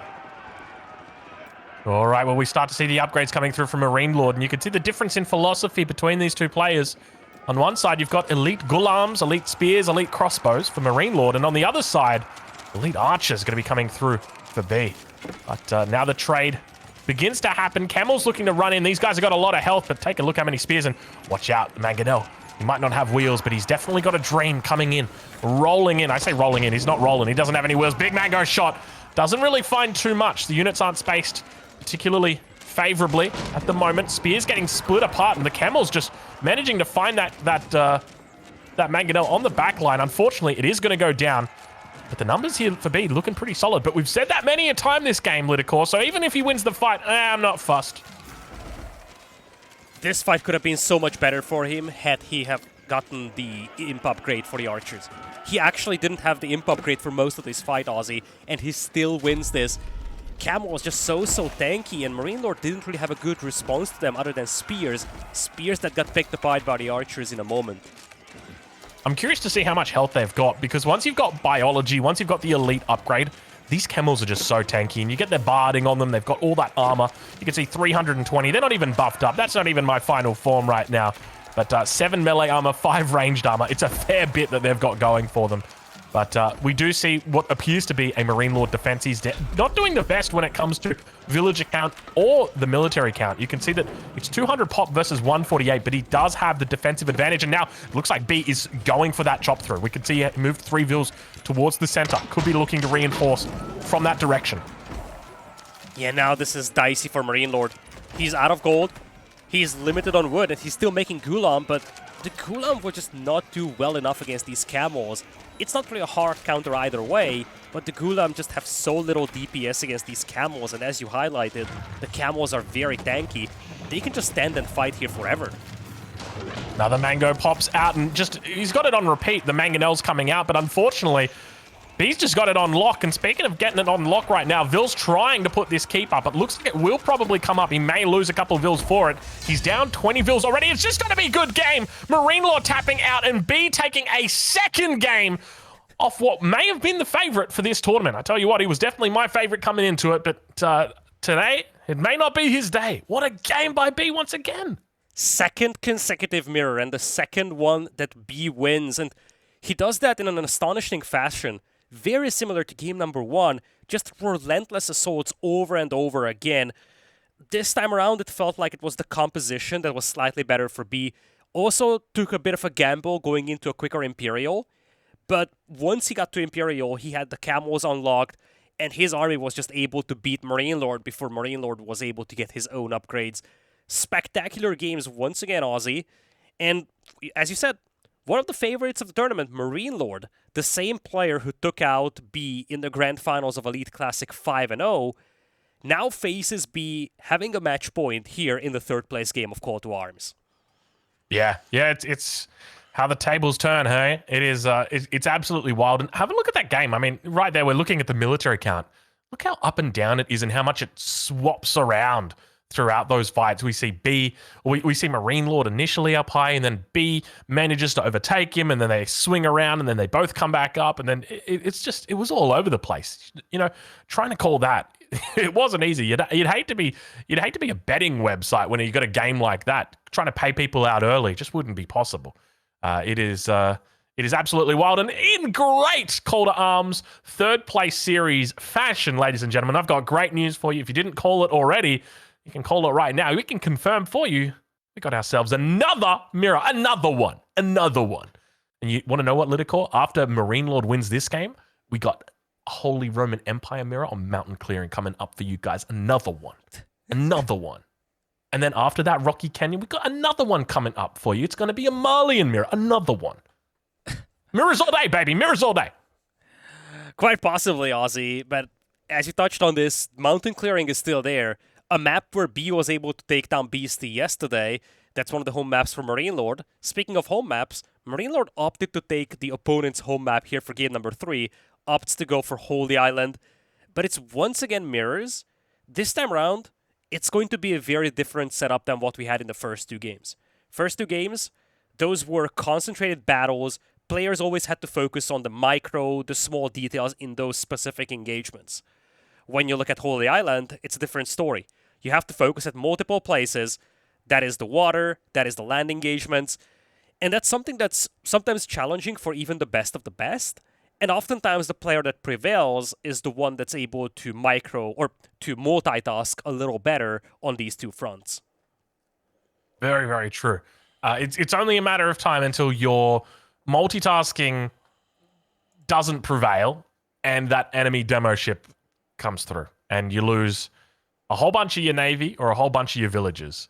We've seen it go either way before. We've got 2 minutes and 30 seconds left until this game starts. LidaKor, who do you think this matchup, being a mirror, on a relatively standard hybrid map, Holy Island, favors? It's a leading question, by the way. This is a tough one to call. I feel like B has crazy momentum today, and he has won 2 out of 2 from these mirrors. I'm leaning towards B mainly because I think he's having a great day today. If this if this game was played on a different day, I might be leaning towards MarineLorD for the Civ matchup and this map. But I feel like today, B is just on fire. He's locked in. And especially on a map like this, where small differences make the mile, if he can make the game a little chaotic, throw off MarineLorD, and just ride the momentum that he built in the first 2 games, I think he can close this set out and earn that 3rd spot in Call to Arms. All right. Well, I'm a little bit different from you. I think, well, look, it's Chinese, it's Holy Island, it's your standard. Yeah, it's a standard hybrid map. What could go wrong? MarineLorD's got this in the bag. Easy. Easy. Okay. So one of us is going to be wrong unless we have a tie game, which is fairly rare in AoE4, you know? Yes, it is quite rare. I think I remember seeing a post on Reddit about, wait, no, LidaKor, you've had a case as well, right? Where the wonders have been built at the same time, and yet still it wasn't a draw. Yes, I think unless you finish the wonder in the very same game tick, you cannot get a draw. And I think even in that case, there's probably some sort of prioritization by the game. I genuinely don't think that you can get a tie in this game. Despite the fact that, like, just to think about this, in a tournament game, 2 teams building a wonder at the very same second, it's so unreal, and the game still says, yeah, one of you guys won. Yeah. Yeah, you're not wrong. You'd think it'd just be like, okay, you guys both have wonders. The timer doesn't start ticking until one of them gets destroyed. Maybe that's how they should do it. But then that'd be that would get crazy. Anyway, that would probably suck, because if your enemy built a wonder, then you just build a wonder to counter them. It wouldn't work. It wouldn't work, LidaKor. Anyway, we got 2 seconds to go. It's time for us to get into it. MarineLorD B. Jeez, what a series already. You know, if B does somehow manage to win this series 3-0, the vibe, the quality of this series, it is in no way translated into that number. It is such a good series. Yeah, it's so back and forth. Neither of these games have been one-sided by any means, Aussie. Yeah, it really could have gone anyway. But speaking of anyways, it's time for us to move on, because we've got ourselves a game number 3. Ladies and gentlemen, welcome to Match Point in your best of 5 third-place match for EGCTV's Call to Arms. Spawning in the north of the map in the color blue, playing as the Chinese, representing Team 3D, we've got B. And on the other side, now down 2 points and once again playing a mirror matchup, it is MarineLorD with the color red. All right, well, tell you what, after those first 2 games, LidaKor, I'm ready for game number 3. They have been absolute banging games. This has been such a show for us. I am so pleased. You know, one of the things that always frustrated me about casting tournament games was quite often you'd get games that were just like 6-minute games. And I don't want to curse. I don't want to make this the caster's curse that we get a 6-minute game right here. But those last 2 games were just such a pleasure to watch. I've got high hopes for this one. Yeah, the score really doesn't tell you how back and forth this series was. Both of these games, nail-biters, very close matches. It really doesn't feel like a series that's at 2-0, to be honest. Yes, yeah, you're definitely right with regard to that one. All right, well, it's a Chinese mirror. Let's talk about any little differences we can find. At this stage, it seems like everything's pretty standard. Both players, 5 vils on food, 7 vils on wood. I'm assuming we've got an Imperial official guarding up the lumber camp, if there is one. There isn't one. They're on straggler trees. Psych. We're just trying to find differences. Now, it's a good. One thing to look at is that we have the type of spawn where you have a forest in front of your TC. And for B, the gold mine is right next to it. So it's pretty straightforward where he's going to build his academy. On the other side, it's not so obvious for MarineLorD. You see, looks like he's expanding towards the wood line on the front, but his gold is going to be all the way at the back. So in that regard, B's eco is going to be so much more compressed, so much more compact compared to MarineLorD's. That's a really good point, and that'll make a huge difference. The other big difference that we've got, as you mentioned, MarineLorD took some time to expand out to that wood line. He was also taking straggler trees, whereas B wasn't. B just went straight out to lumber camps. Now, I've done a fair bit of Chinese theory crafting, even on water maps, and every single time the straggler trees will come out on top. So I'm curious to see how much faster MarineLorD is going to be over B. You can see that B's already got that 4th fishing boat complete. He's technically ahead of MarineLorD, 17 versus 18 economic units. So I'm going to have to go back and run my numbers again, because I tell you what, B's managed to somehow find a way here over MarineLorD. It comes down to tiny details in the build, and we've seen this in the set that B has played against Beastie yesterday in the semifinals. Was the same thing. In that case, Beastie had like a villager's worth of a lead for at least most of Dark Age and early Feudal. And that just comes down to the slight efficiency differences when it comes to finishing your dock, when it comes to having enough wood to queue up a fishing boat. You see, right now it's 21 to 21, but B is going to have the 22nd eco unit out a little quicker. So in reality, this is like a 0.7, 0.8 villagers worth of a lead. But it's definitely something to look at, because that means that you are accumulating more resources in this early period of the game compared to your opponent. In a mirror, that is an advantage to look at. Yeah, and you got to remember that that's not just for this moment. This happens every single time. Right now, 24 versus 23. So it's that slight little advantage. Oh, there you go. It looks like MarineLorD is slowly closing the gap, but then look, B's up 25 to 24. So they're building these tiny little leads here, and obviously it all just doesn't matter if you miss the demo ship. So we'll have to keep an eye out for any demo ships. I'm going to be looking for those explosions. Obviously, we just came off Volcanic Island, but I hear this map can be just as explosive, even though there's a bit of a lack of volcanoes. I don't like MarineLorD's resource bank right now. I think his fishing boats have yet to drop off the food, but you look at the resource banks, this is looking so much better for B. And on a map like this, nailing a better Feudal Age means that you will be the aggressor on the water.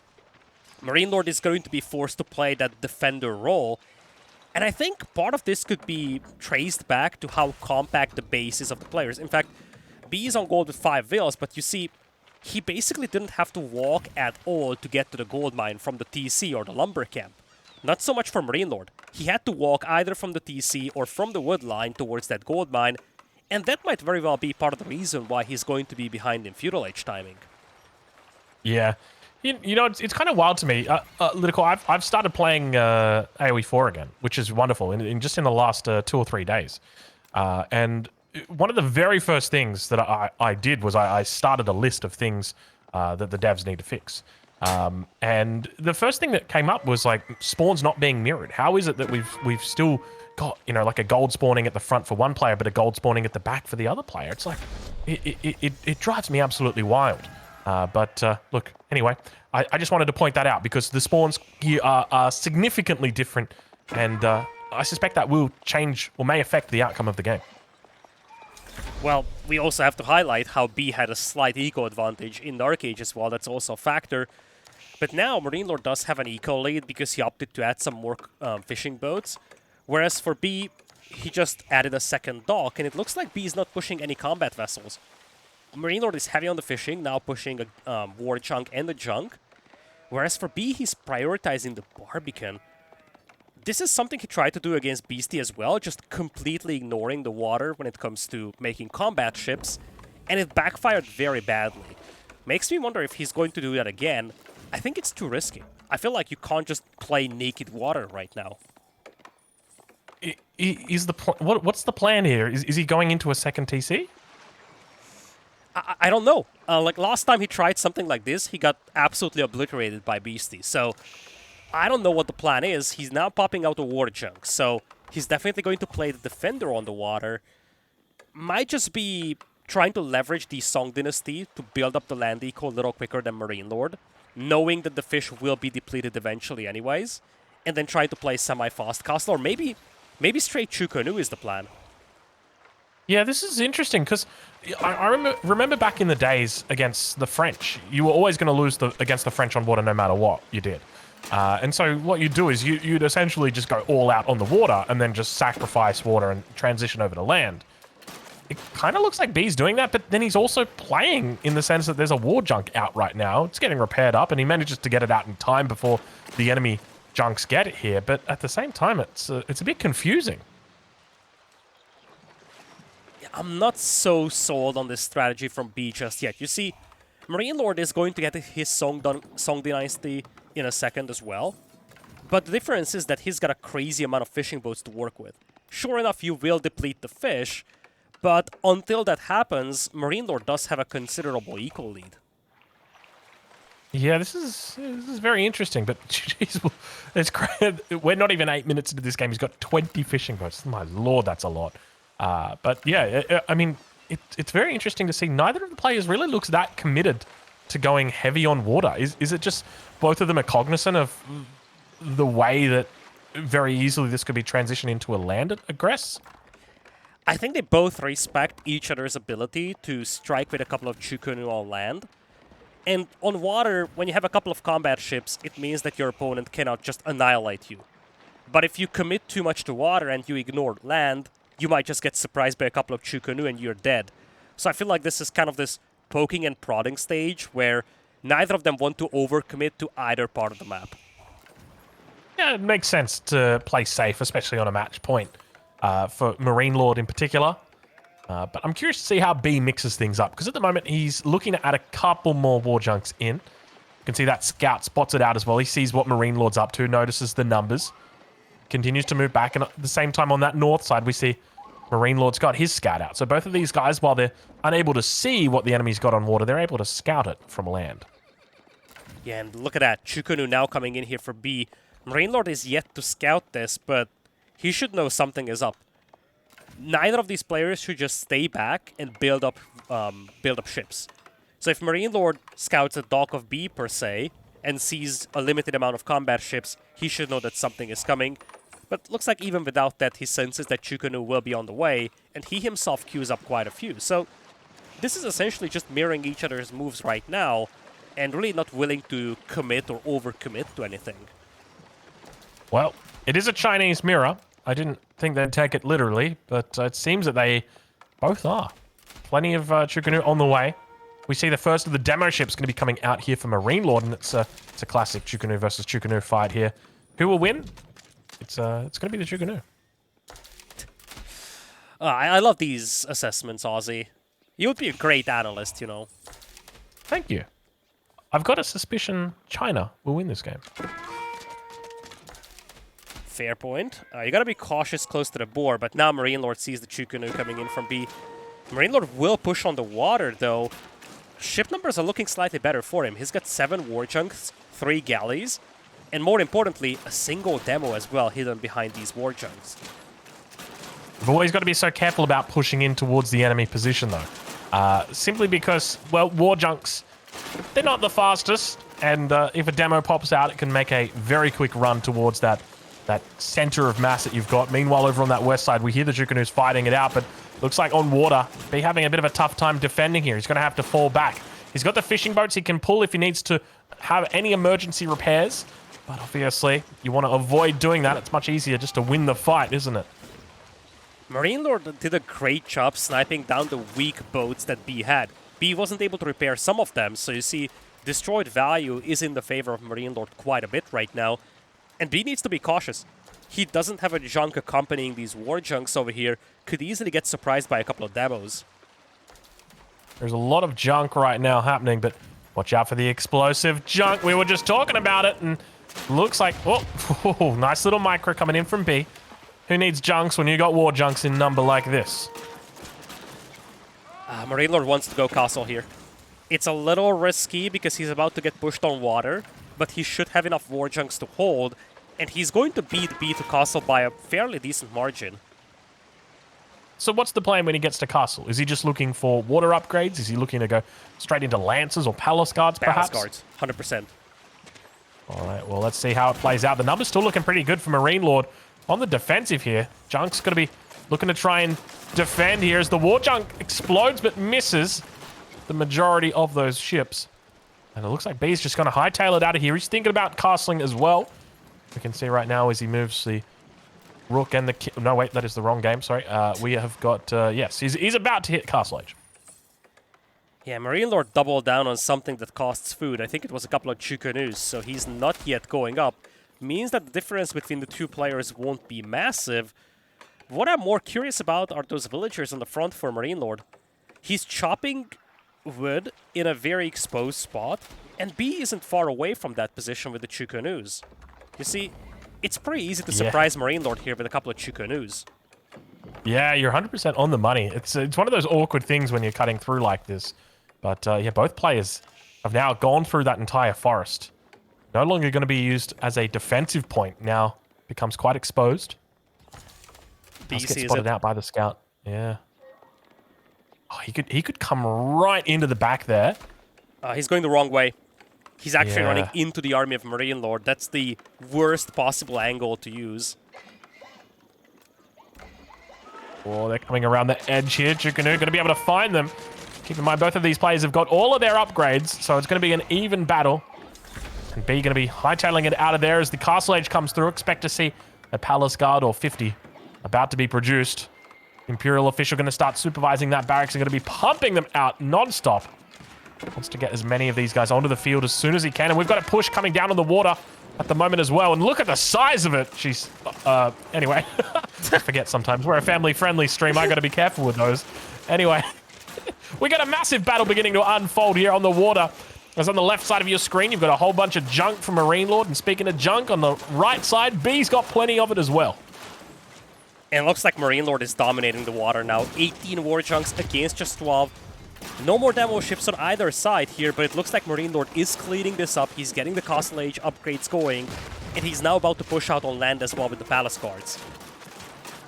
Once those Palace Guards start pushing on land, that's where it gets really hard. We talked earlier about micromanaging and focusing on different areas of the game that are going on. The Palace Guards are what really mess you up, because with the Palace Guards, all it takes is one or two in a wood line somewhere, and all of a sudden everything's dead.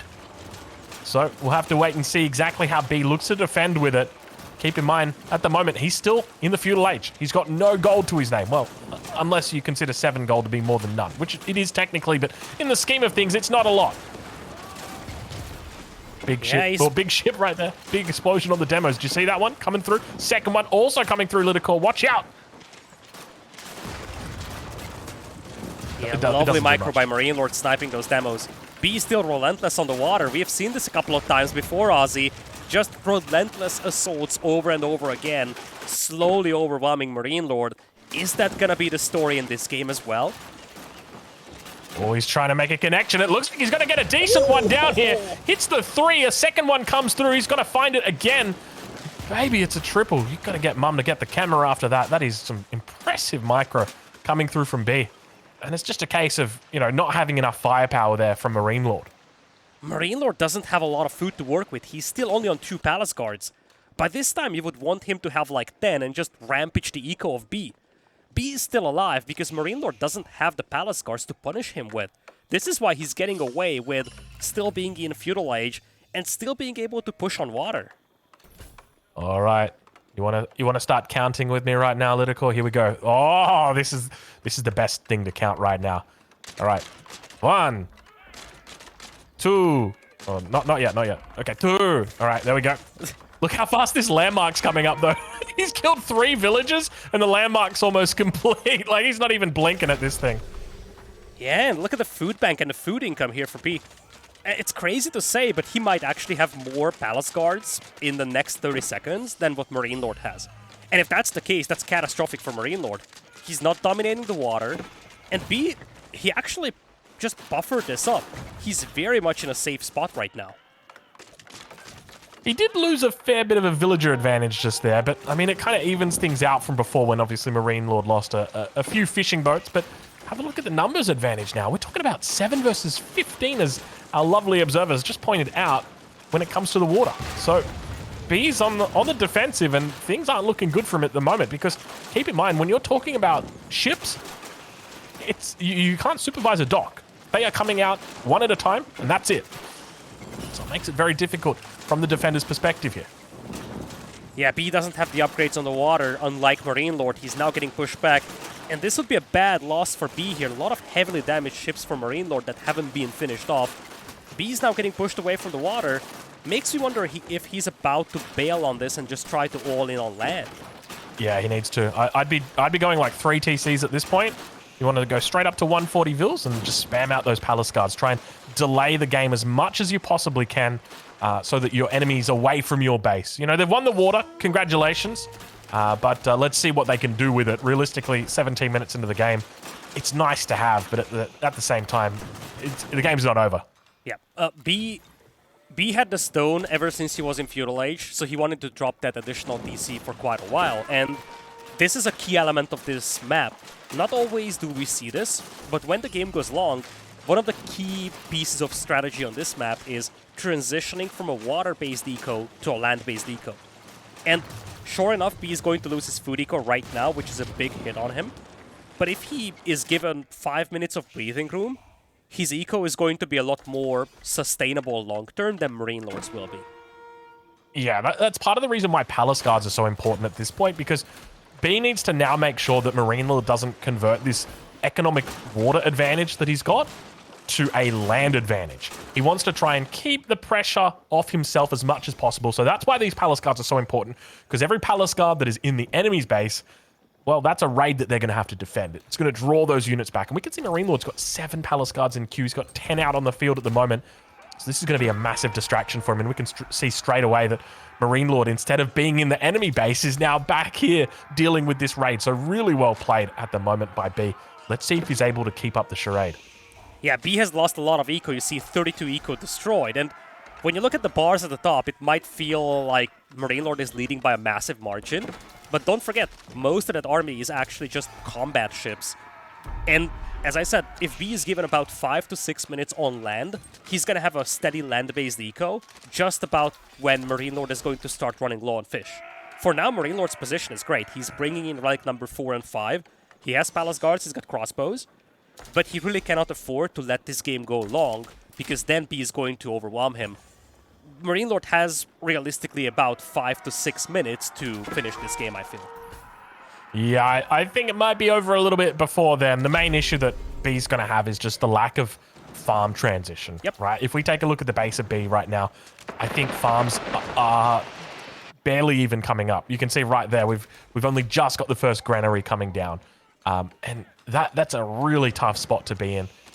And I think it's just a case of not transitioning onto farms soon enough, because now he doesn't have the food for villagers, doesn't have the food for Palace Guards. We can see that he is making a nest of bees, though. If there's one thing that could hold him out, look, it's not going to be the nest of bees. Not against China. I'll say that much. Palace Guards are way too quick. Yeah, they are just way too quick. This is looking very dicey for B. And I guess I should just clarify myself.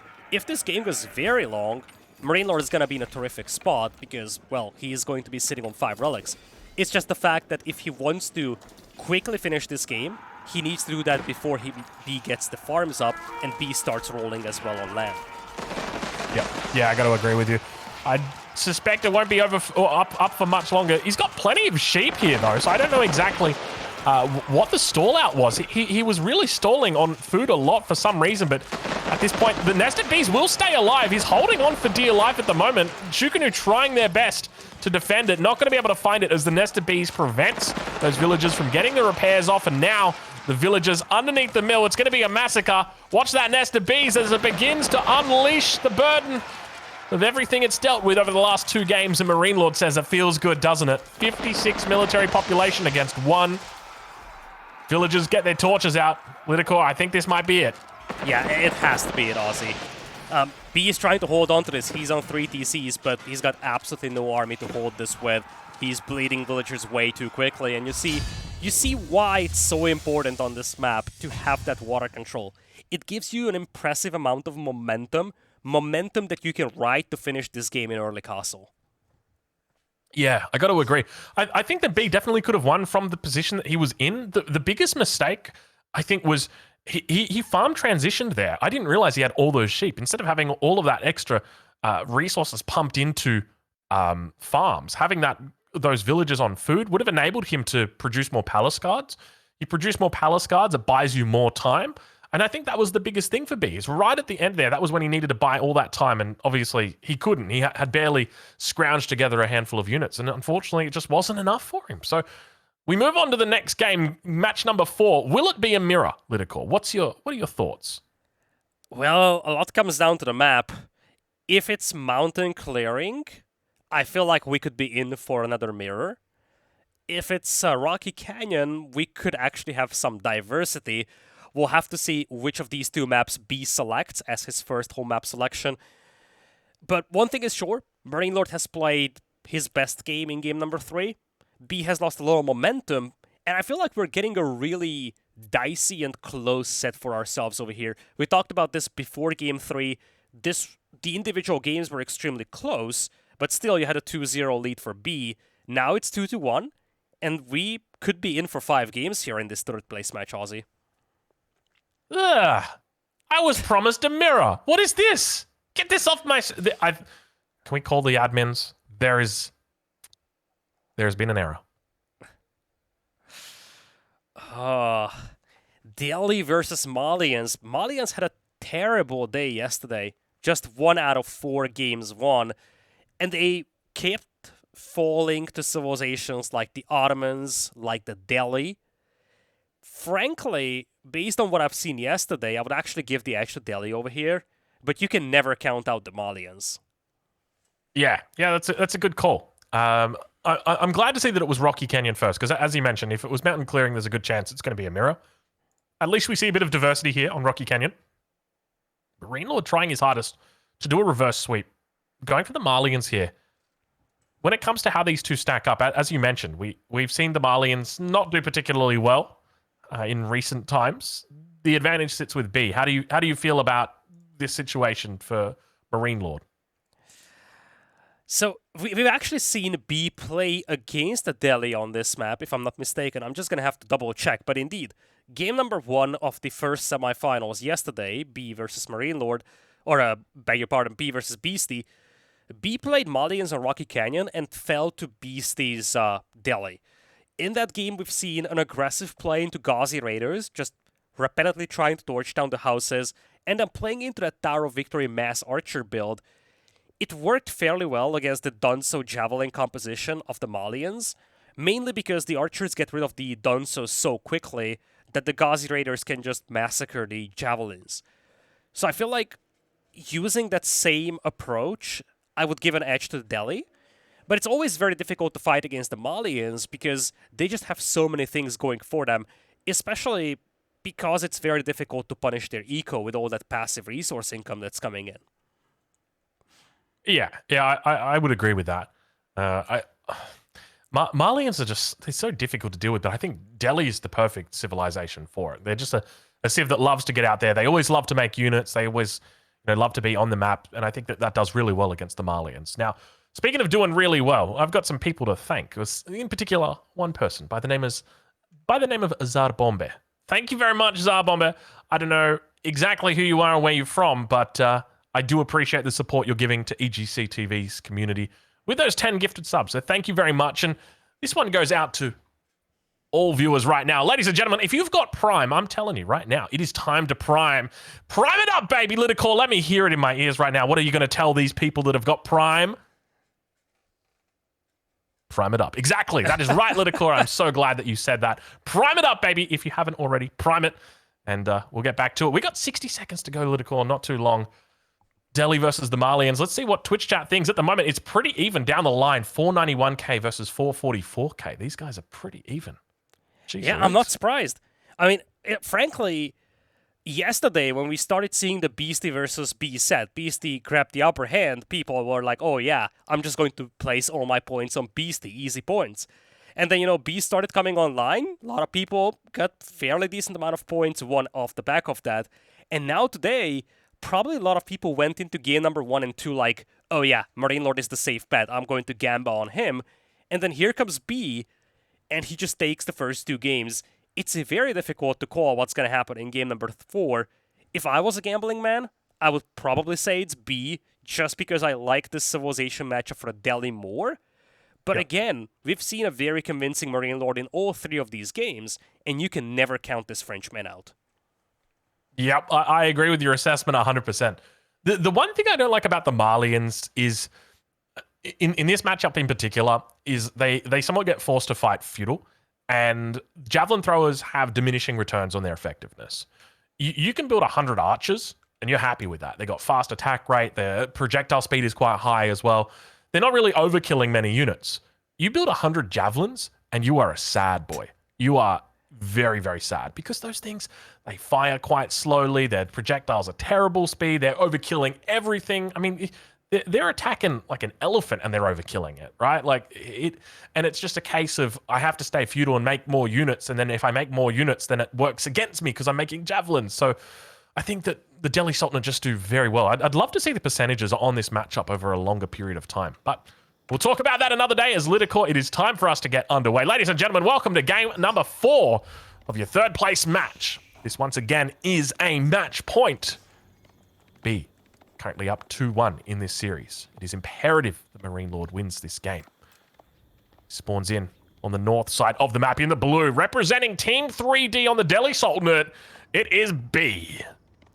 On the other side, it's MarineLorD with the Malians using the red color. First time in this series that we do not have a mirror, but this is a matchup that B is more than familiar with. He played this in the semifinals in game number 1 against Beastie.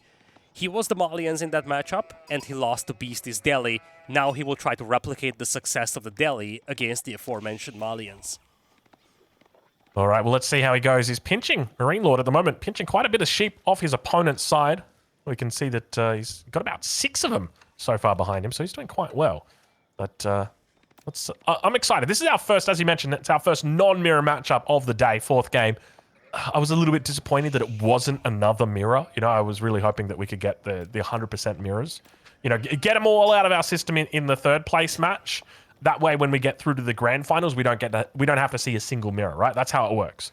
But unfortunately, it looks like there might be mirrors in the grand final. But plenty of sheep taken on both sides here. I love the way that both of these players are taking sheep off each other's sides rather than just going for their own safe sheep. Yeah, we've seen that emerge as the go-to strategy on many, many maps, especially where the sheep spawn is predictable. And when you look at these two civilizations, Delhi, of course, they want to live off berries. Malians, they'll be focusing on cattle in the long run.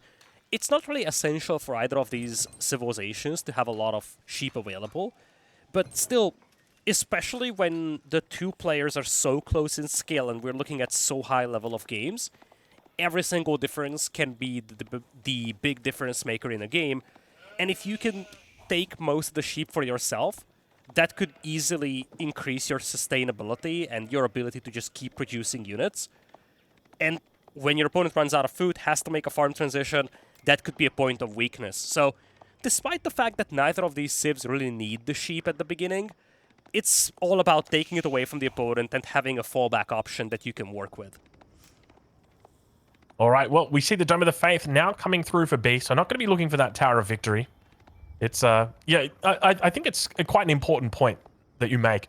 I played a game, as I mentioned before, LidaKor, I've started playing AoE 4 again. I'm absolutely loving it. I played a game against this guy, and I'm not even kidding. I didn't accuse him of cheating, but I asked him, I'm like, are you map hacking, bro? Like, I have got no sheep right now.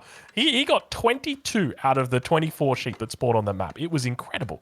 Yeah, it's crazy how a difference like that can make, can translate to such a realistic difference in win percentages. And you can see right now that B's captured a huge amount of sheep, and he's slowly bringing them towards the TC back here.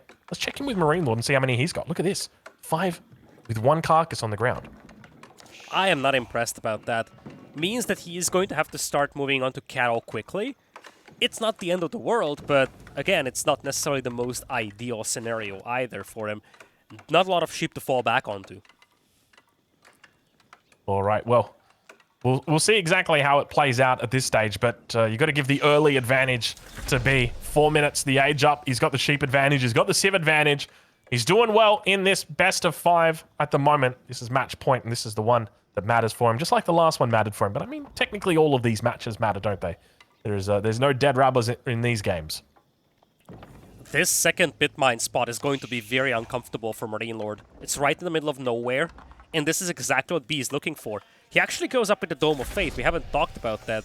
Normally in this matchup, the Tower of Victory is the preferred landmark, but the players still open with the Ghazi Raiders just to try and torch down those pit mines. A pit mine open like that is going to be a prime target for B. But I'm first and foremost curious to see how he's going to approach this game, having gone for the Dome of Faith instead of the Tower of Victory. Yeah, well, I guess just from a theoretical perspective, we could say that he would be more focused on an economic playstyle. We've seen players go for some pretty crazy strategies since the change to the Dome of the Faith. We've seen players like Corvinus look to go for a second TC, look to play it very, very greedy. Perhaps we could see that out of B.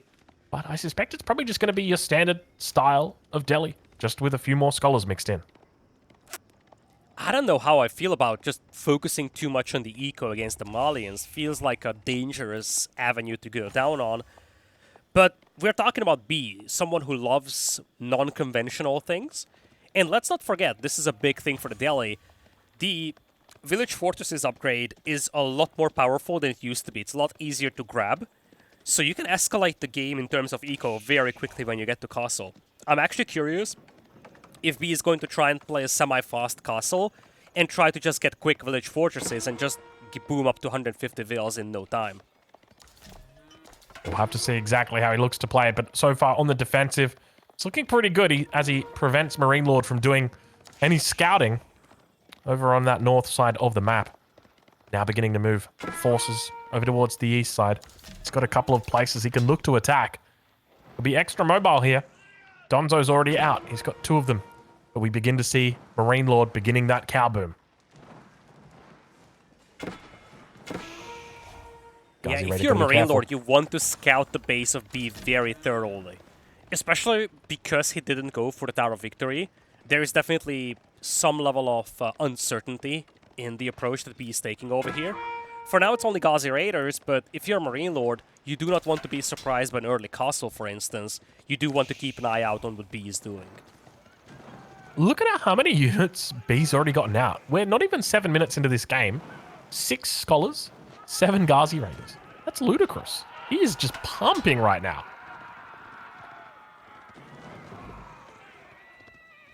7-minute threshold has now been crossed. We start to see javelin throwers mixed in for MarineLorD, anticipating that there'll be some archers coming out shortly. So you could just see the mobility really coming into play here, as B's got a number advantage against his counter unit, the Donzo. Donzo's can't even engage at this point. MarineLorD just kind of sitting here watching this pit mine die, manages to defend it up until that last second. This is B looking pretty good. This is a very awkward strategy by B, and I'm starting to feel like I understand what he's up to. Look at the amount of scholars he's going for. He has 7.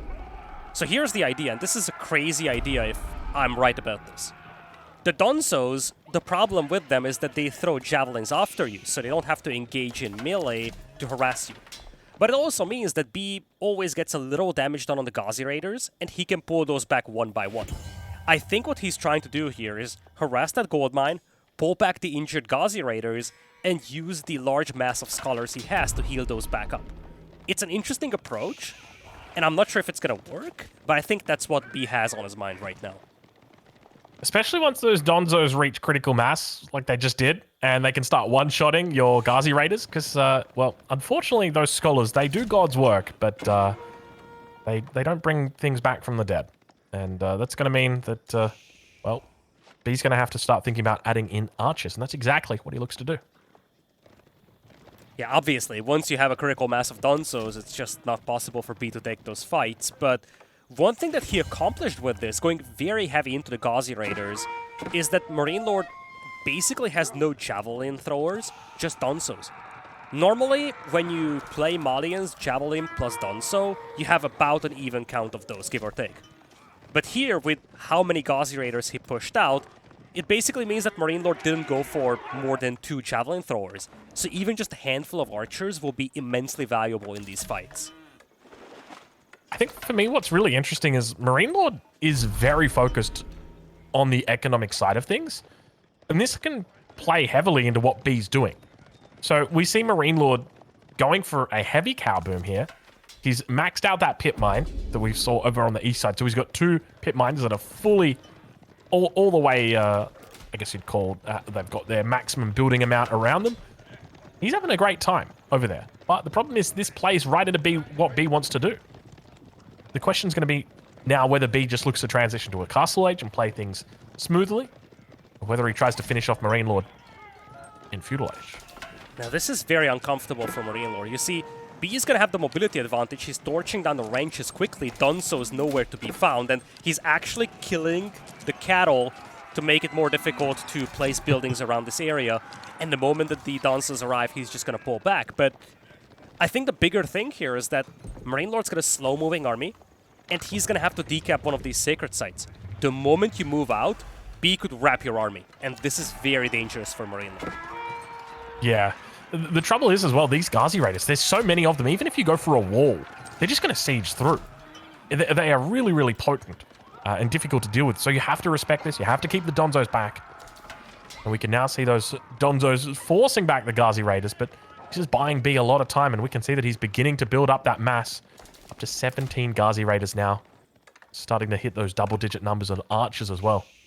He's up to 11 scholars. There's going to be a lot of combat healing over here very soon. That has been nerfed some time ago, but it's still fairly potent. And we've seen how B used the imams in game number 1 with the AoE healing to keep his army alive. He's likely going to try doing something very similar in this game as well, but probably less aggressive, because right now he's sitting on 3 sacred sites. This is as good as it gets for the Delhi here. He doesn't really need to do much at this point. The one thing I'd love to see from B is just a couple of walls would be lovely. It doesn't have to be on this central sacred site, but just that one up the north, the one on the south.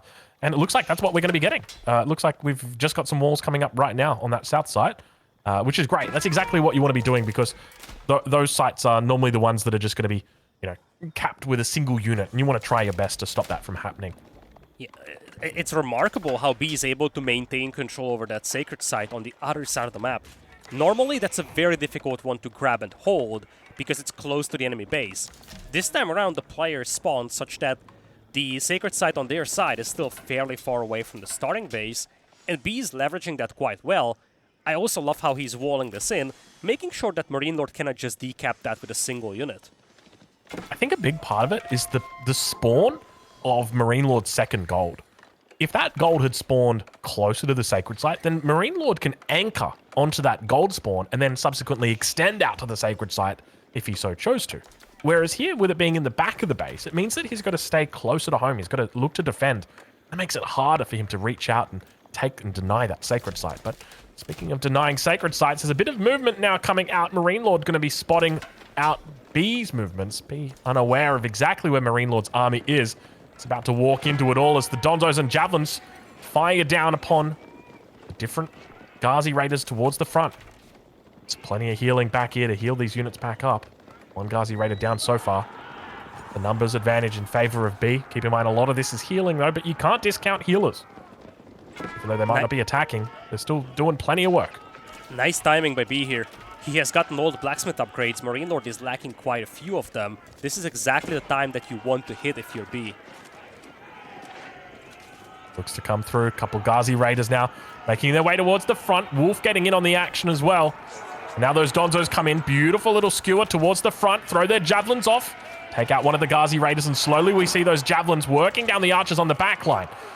Scholars now going to start moving forward, just healing up one of their own for the moment and trying to find a way through. But the Donzo numbers are looking really good, and he's just going to turn around at this point. MarineLorD says, hey, I'll just fight you man on man. Let's go. Donzo's at the front. They're going to be able to clean this up, and you can see the Scholars have got absolutely nothing to do as B walks away from this fight with his tail between his legs, and it is not wagging. Yeah, combat healing is just not what it used to be. Back in the days, this could have been a much more formidable army for B, but now he gets repelled here. He tried to hold back the Ghazi Raiders as long as possible, but this is just too big of a group of Donzos and Javelin throwers. MarineLorD holding for the time being, but needs to be cautious not to overextend over here. He's trying to hunt for the Scholars.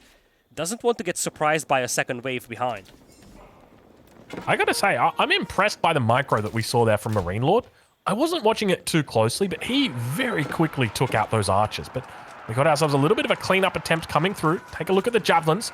You see how much he's overkilling each of those archers. Just wait and see exactly how he splits it, though, because these javelins, they do a lot of damage. And I reckon he's probably got enough javelins here that if he had the ability to, he could kill like 6 archers at the same time. It's just really hard. They're just, it's there's a lot of damage. He's doing the right thing. He needs to kill the archers because he needs to keep the Donzos alive to protect the javelin throwers with. So as you said, his micro was spectacular in there, made sure that the archers died quickly. And you know, this is where you ask, would it have been better to just go with the Tower of Victory so you get higher DPS for the archers, get rid of the Donzos quicker and jump on the javelins with the Ghazi Raiders? I guess no one will be able to tell, but it is what it is. B went with the House of Learning. House of Learning? No, Dome of Faith. That's the landmark. So he went with the Dome of Faith instead of Tower of Victory. Means that these archers are not as good as they could possibly be. Yeah, that's 100% it. I think Dome of the Faith, look, I don't want to talk shit right now, but I'd say it would make a lot more sense to be going for eco-focused plays with it rather than aggressive focus plays. But now look at that beautiful micro coming in from MarineLorD. Wonderful line formation through with the Donzos and the Javelins, getting big damage off here. Doesn't have to worry too much about his micro. As long as he's just attack moving, he'll be absolutely fine. Donzo's to the front. B trying his best to heal through. He's managed to capture all three sacred sites and hold them for the moment. But look on the back line, how strong those Javelin are. Teeing off towards it. The Donzo numbers still looking pretty solid. He's on double digits at least, sitting on 20. And I think MarineLorD's probably got this fight in the bag. Yeah, he has this fight over here. B really tried his best to snap down the Donzos, but now this is just an unstoppable force.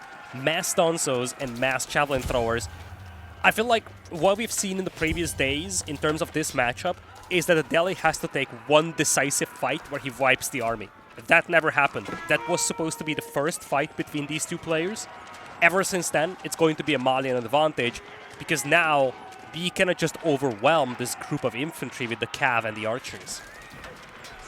All right, well, he continues to hold towards the front, starting to push up the opponent's side, the hill there. Sacred Timer no longer ticking, sitting at 322. I suspect we've got neutralization coming through shortly. Hold on, hold your horses. There we go. So still holding 3 sacred sites. Even after he loses this one in the middle, it'll be 2. So not a bad amount, but obviously MarineLorD's got a pretty substantial economy behind this. That's important to note. And you mentioned that earlier. You said that B needed to take that fight early. If he didn't take the fight early, he's at a real disadvantage. Look at what we've got back home here. We are maxed out on cows. He is 18 cows in the coffers, 2 on the ground, just cycling them through. He's having a field day. I might be repeating myself over here, but again, Dome of Faith, it looks like the grand concept was 2 things. A, grab the updates quickly, as we have another fight here. Once again, I feel like this is a lackluster army for B. But he got 2 things out of the Dome of Faith. He has gotten the blacksmith upgrades, and in general his eco upgrades as well, a lot quicker. And he has gotten combat healing. So, in many ways, he had the blacksmith upgrades quicker than MarineLorD, which is okay, I guess. But he didn't have the archer buff, and that was so much needed to deal with these Donzos quickly. Definitely starting to struggle now. We can see the numbers beginning to dwindle. Age up going to be coming through shortly as well. I suspect things not going to be feeling good on the B side of things. Well, after losing this fight so handily, losing the sacred sites, and the enemy aging up, it surely feels like after this fight, there is absolutely no way back into the game for him. The age up comes through. Do we see the resign? There it is. And game number 4 goes over to MarineLorD. B tried the tried and tested method to deal with the Malians using the Delhi, but he brought in his own spice into this. We know that he likes to change things up, likes to play off meta. This time around, that was with the Dome of Faith, and it failed miserably, I must say. The concept was the same, try to put pressure on the pit mines and then try to force one decisive fight with the Ghazi Raiders and the archers. But you really get the feeling that these combat healing scholars get very limited value for themselves. Yeah, you're not wrong. It definitely felt like it lacked a bit of oomph there compared to the Tower of Victory builds that we've seen. And I guess that's one of the few exceptions when Malians actually do quite well against the Delhi Sultanate. We talked earlier about the fact that Delhi Sultanate feel pretty good in this matchup, but I guess that was with the exception of a Dome of the Faith. But look, we've learned our lesson. We move on. Game number 4 is over. Do we have a reverse sweep on the cards, ladies and gentlemen? Yes, we do. That question, of course, was asked after the ending of the last game. What a pleasure to see, LidaKor. What a pleasure to see. 4 out of 5 ain't bad, is it? Oh my lord. Mountain clearing HRA mirror. Now, I don't know if you've seen the set yesterday between B and Beastie, but if you didn't, there's a bit of a recap from Mountain clearing. Mountain clearing has 2 relics guaranteed for each player, pretty much guaranteed right next to the base, plus 1 neutral one in the middle. Oftentimes, it's a race towards the relic in the middle. Beastie went for that. B yoinked the relic away from Beastie's side meant that he had the advantage in relics. That was one of the most spectacular moments of the entire semifinals, and that is definitely something that MarineLorD will want to avoid in this game. Well, we'll have to see whether or not it happens. I tell you what, LidaKor, I'm excited. We've got ourselves another mirror. I said, it wouldn't be a third place match, a bronze match, unless we had another mirror. We need to get it all out of our system. Beastie, I know you're watching, mate. I'm telling you right now, this is all the mirrors we're having for today. Don't you dare. Don't you dare, all right? I'm expecting good stuff, mate. Holy Roman Empire mirror. All right, LidaKor. Who does this favor? Does it favor MarineLorD in the Thunderdome? Does it favor B? I am slightly leaning towards B, because this map can often end up being very chaotic. Having said that, this is MarineLorD's own home map, and there is probably a good reason why he chose it as his home map. So I'm really like 51% B, 49 for MarineLorD. Might even be like 50.5 for B, 49.5 for MarineLorD. I feel like this is as close as it gets to a coin flip. Yeah, I'll agree with that. I think mountain clearing, obviously, it's a bit of a meme map, but at the same time, things have somewhat standardized on it. There's not a whole lot that you're going to throw. Are we going to... I'm not sure what the current meta is when it comes to Holy Roman Empire mirrors on this map, but is there the prospect of a fast Imperial coming through with the Elsbach? Not with the Elsbach, although yesterday I've been advocating for that. I feel like if you go fast imp, it is going to come down to the Pass of Schwabia. The way I can see the Elsbach work is if you're behind on relics, in general, if you're behind in any way, but you do have the middle sacred site. In that case, I can see the Elsbach Palace used to play an all-in for the middle sacred site. Otherwise, I feel like this is going to be a game that's built around the Pass of Schwabia. Yeah, I can appreciate that. You know what else I can appreciate, LidaKor? Gifted subs. You're damn right I can. Thank you very much. We got a whole bunch of gifted subs coming in right now. We got Manny Calavera coming in right now with 10 gifted subs. Thank you very much, mate. I appreciate that a lot. That is very, very kind of you. But Daddy Pogschnecht comes in and gives him a little tap on the butt and says, hey there, I'm right with you, buddy. Thank you guys very much for the gifted subs, helping out the EGCTV community. Keep in mind, if you are not subscribed, you're going to be seeing those ads, unless you've got an ad blocker or a VPN. But if you don't, you'll be seeing those ads unless you're subscribed. So make sure you hit that Prime button if you've got it, if you're interested in subscribing. If you dodged that last one, make sure you hit the subscribe button because it makes sure the action doesn't go anywhere. All right, LidaKor, 5 seconds to go. It's now or never. 2-2, MarineLorD versus B. Where's your money going? Put it in your mouth. I don't want to put it anywhere, Aussie. I feel like I would just lose. It is as close as it gets to a coin flip. B with a 2-0 lead in the first 2 games. MarineLorD launching a reverse sweep here. Can he finish? That's the big question here heading into game number 5. All right, well, I'm excited, LidaKor. This is it. Holy Roman Empire mirror. All right, will there be relic snipes? That's what we're going to be looking out for. The Call to Arms bronze place match is here, and we've got villagers moving towards the middle of the map. It isn't an English mirror, ladies and gentlemen. There is what is going on right now? We've got ourselves a little bit of a bore. All right, LidaKor, let's get to it. Ladies and gentlemen, welcome. Game number 5. We're finally here, 30 seconds through this game.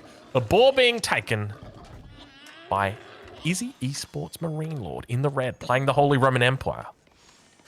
On the other side, it's B, opting not to go with the poor here. Curious choice in a 1v1 that features HRA mirrors on this map. He's going to focus on the hunt, but this is already one of the bigger differences between the 2 players.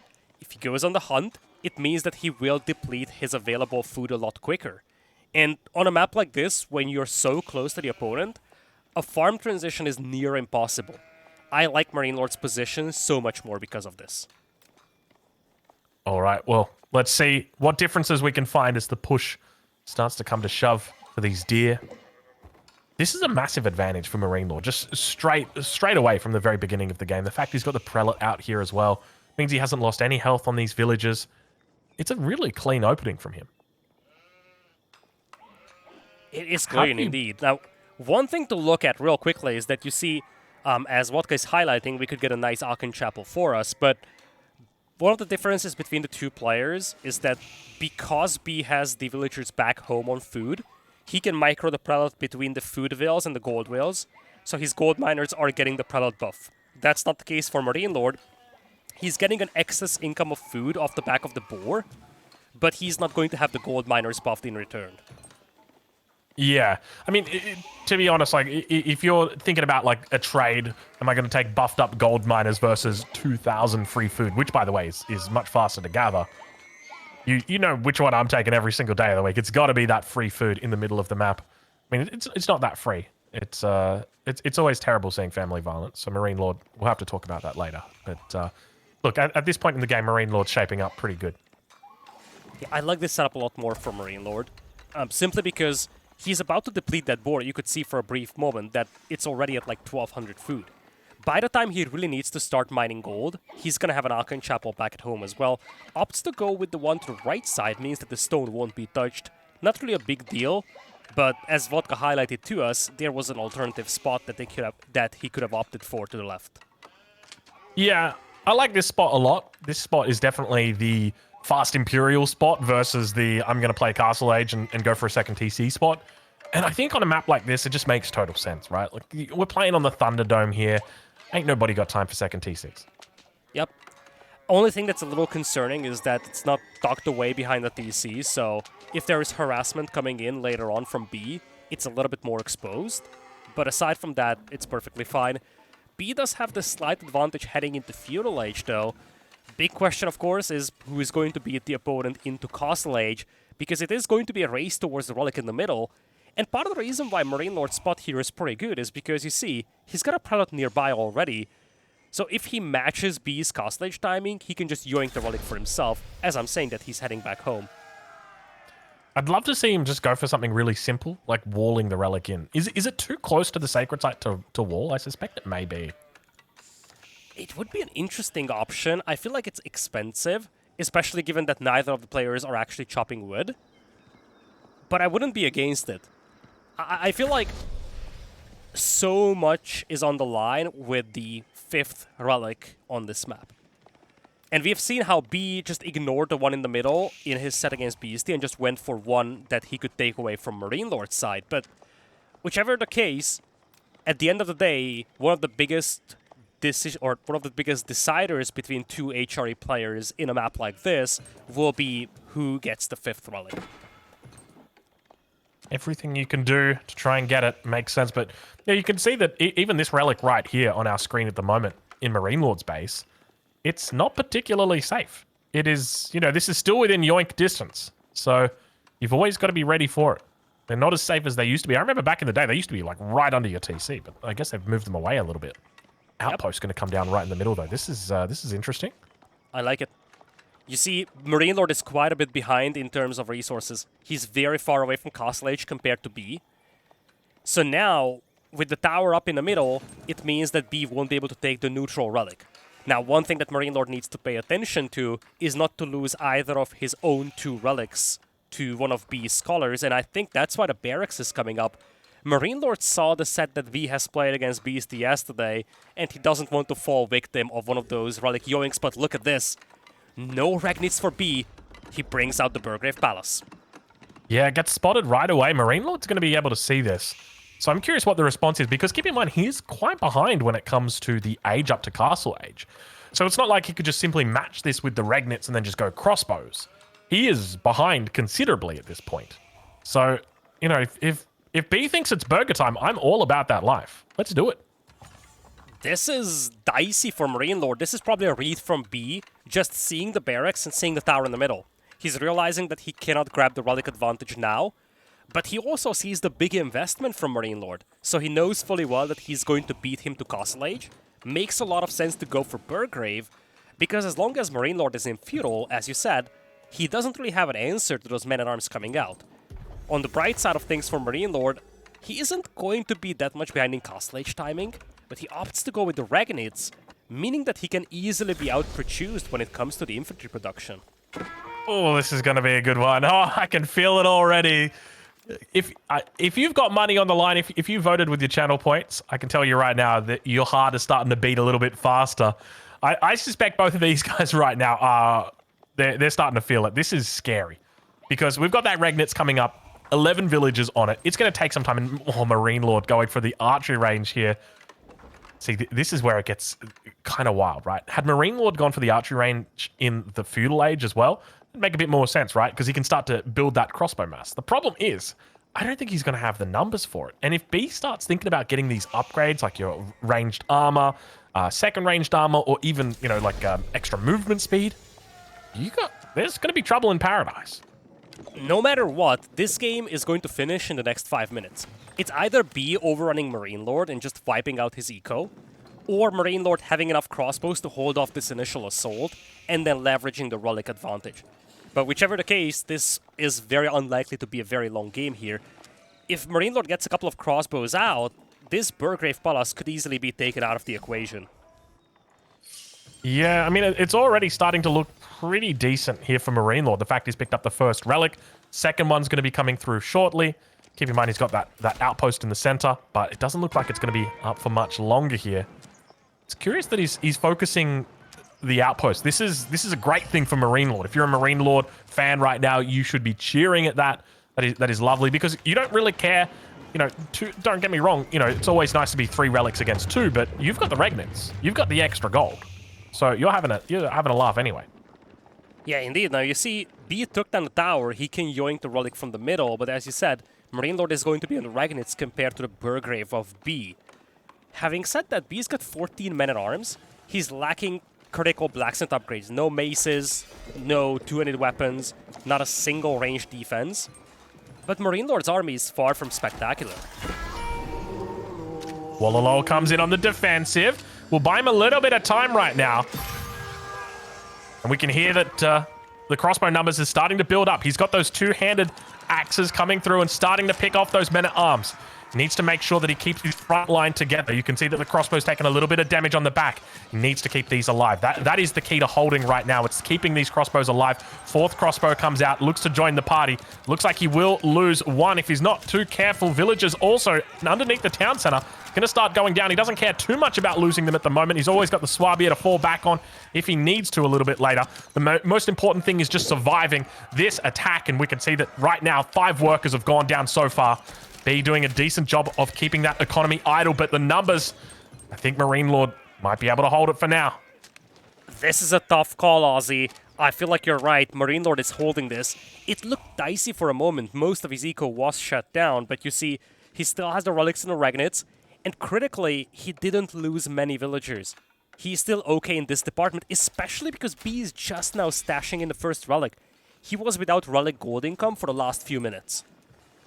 Yeah, it's going to take some time for him to come up to speed. With MarineLorD, he does have the advantage, which means that, you know, when it comes to, say, Tithe Barns, he'll be okay, but that's a very far way away. At this point, the advantage is still very much in the court of MarineLorD, especially with the defense.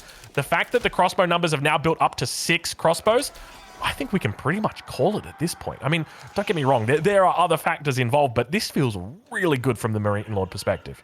Yeah, this is what he was waiting for. He knew fully well that he is going to be idled.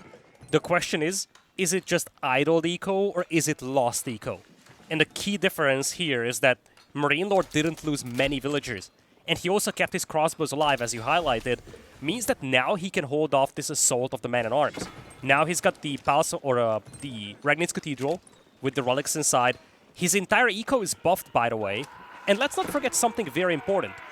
He has used the boar at the beginning. He still has a lot of food back at home. That's not so much the case for B. And you see MarineLorD is now stacking up resources to get to Imperial and start leveraging the Pass of Swabia. I feel like MarineLorD is through the worst right now. Yeah, I got to agree with you. There is the risk that one more attack comes through, but the great thing for MarineLorD is that once he has critical mass of crossbows where he can one-shot men-at-arms, that's just when the game is just won for him. Obviously, that turns around once there are way too many men-at-arms that you can't deal with them. But that's quite long. That's quite far away. At the moment, B's on 16 men-at-arms. He'd need to probably be at 30 plus for that to happen. That's going to take some time. MarineLorD will be imped by then. And yeah, I think he's going to be absolutely fine. And we'll look to see how he defends, whether he looks to go with an outpost, maybe get a cannon emplacement on it. Could be an option for him as well. I'm not sure what B's doing with this army here. For now, he's just looping around trying to find any value. But you see, marching drills is just now finishing. An upgrade that would have been so vital to help these men-at-arms kill those villagers. And now it's too late. 19 men-at-arms, especially without a single layer of range defense, they will just die to the crossbows and the TC fire. And if MarineLorD gets to Imperial, B's position is going to be absolutely catastrophic. Yeah, I got to agree with you 100% on that one.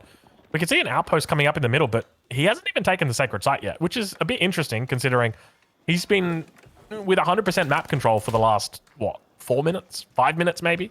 It's been an easy, and it's a layup for him, right? Yeah, it makes me wonder if he's just trying to all-in that and just not trying to raise the attention of MarineLorD to the fact that he's taking it. He's actually on stone now, but he's very far away from a keep. He might try to tower this and just play emplacements. This is a nice timing for B, actually. He's going to hit the gold mine just as MarineLorD moved away with the crossbows. Yeah. I mean, even then, though, I mean, MarineLorD's imp, so if you want to go for it, like, this is just going to be such an easy defense for him. Crossbows, we can see that they're just one-shotting through the men-at-arms now. A lance connector going to come out as well, going to help with the defense. And B gets completely cleaned up. And once that Imperial comes through, I've got a sneaky suspicion B's just going to tap it out right there. It's a tough position to fight from. Being down in age, losing your entire army. Look at the crossbow numbers here. I mean, we're on game 5, so maybe he looks to stick around for a bit longer. But unfortunately, every villager that you've lost over the last 13 minutes of the game is about to be replaced ×3.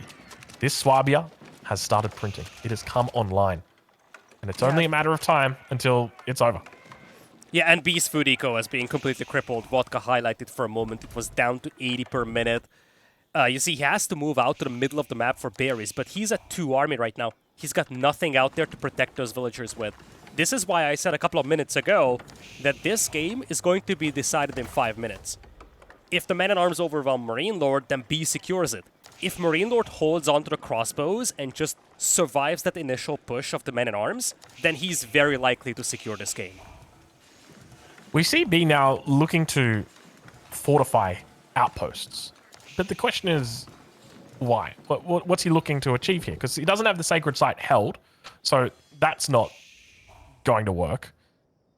Is he just trying to delay the Sacred Site? But even then, I mean, you're so far off Imp, and we can see it looks like he might be trending towards an Imp direction. But even then, it's like, you're going to be so far behind where the opponent is. The one thing you've got going for you in Imperial Age is Tithe Barns. That's where you might get a slight advantage, but I mean, MarineLorD's just got an insane advantage from being this far ahead for so long. Yeah, this is looking very dicey for B. I love how he's not committing to army now. This is a gigantic gamble. He could easily get punished for that with the villagers exposed on the food. But at this point, he needs to do some sort of a gamble. He's trying to mirror MarineLorD's moves, but he's doing that from a position of disadvantage. So at this point, this really has to come down to just trying to get back in this game whichever way he can, and that involves taking risks. Like, for instance, not making army and just trying to rush Imperial. I think there's one way through for B right now, one opportunity that he's got, and that is Elsbach in the middle with Culverin spam. And he would need to defend it with Wallalols. So if he brought all the relics to the Elsbach to defend against any melee units, and had maybe like 3 to 4 Culverin underneath it, then there's maybe a world where he could defend. Because my fear is that, he's going for Swabia. Okay, well, I don't see any way how he wins this then. I love your attitude. I had the very same feeling in a similar matchup yesterday in the semifinals that, as I said, the only time where I see Palace or the Ausbach Palace being reasonable in this matchup is if you have the middle and you have to play an all-in defense there. In that case, maybe. But here, even the Elsbach wouldn't be sufficient, I feel. He would need to go Corverins immediately, and MarineLorD isn't him. In fact, you see, MarineLorD is actually making trebuchets right now. He isn't even making bombards. Probably senses that Corverins could be on the way very soon. Yeah, he might even be expecting the Elsbach. You know, the timing of the Sacred Site being taken was very delayed, and that almost feels specific. He's given up all of this free gold, about 600-700 gold that he could have been taking this entire time. But what he has got is a reduced aggression towards him. So MarineLorD doesn't look at this as an imminent threat. And because of that, I guess MarineLorD thinks, well, it's not an imminent threat. I'm just going to go for the Treb. There's probably going to be an Elsbach. But yeah, we don't see anything for the moment. Obviously, we see the Swabia comes up. 23 villager lead for MarineLorD. And that'll stay like that until 130, 140 vills. MarineLorD is playing this a little too passive to my taste. He could have easily punished those villagers on the front for B. He did not do that. Now B is mixing in men-at-arms, though, which is a pretty disappointing unit when you consider that MarineLorD's army is exclusively crossbows and hand cannoneers. Yeah. Well, the Culverin is going to come out for B. Means MarineLorD has that extra space with the Trebs. The most common thing that we see players do is look to go for Bombard and a Culverin themselves. But by going for the Trebs, you're a little bit safer from that Culverin. Makes a lot of sense. Numbers starting to build for MarineLorD. He's up to 21 crossbow, but now starting to go into hand cannoneers. Can we take a look and double check and see whether he's picked up Tithe Barns? I suspect it was probably the first upgrade he got when he hit Imperial, but Culverin teeing off.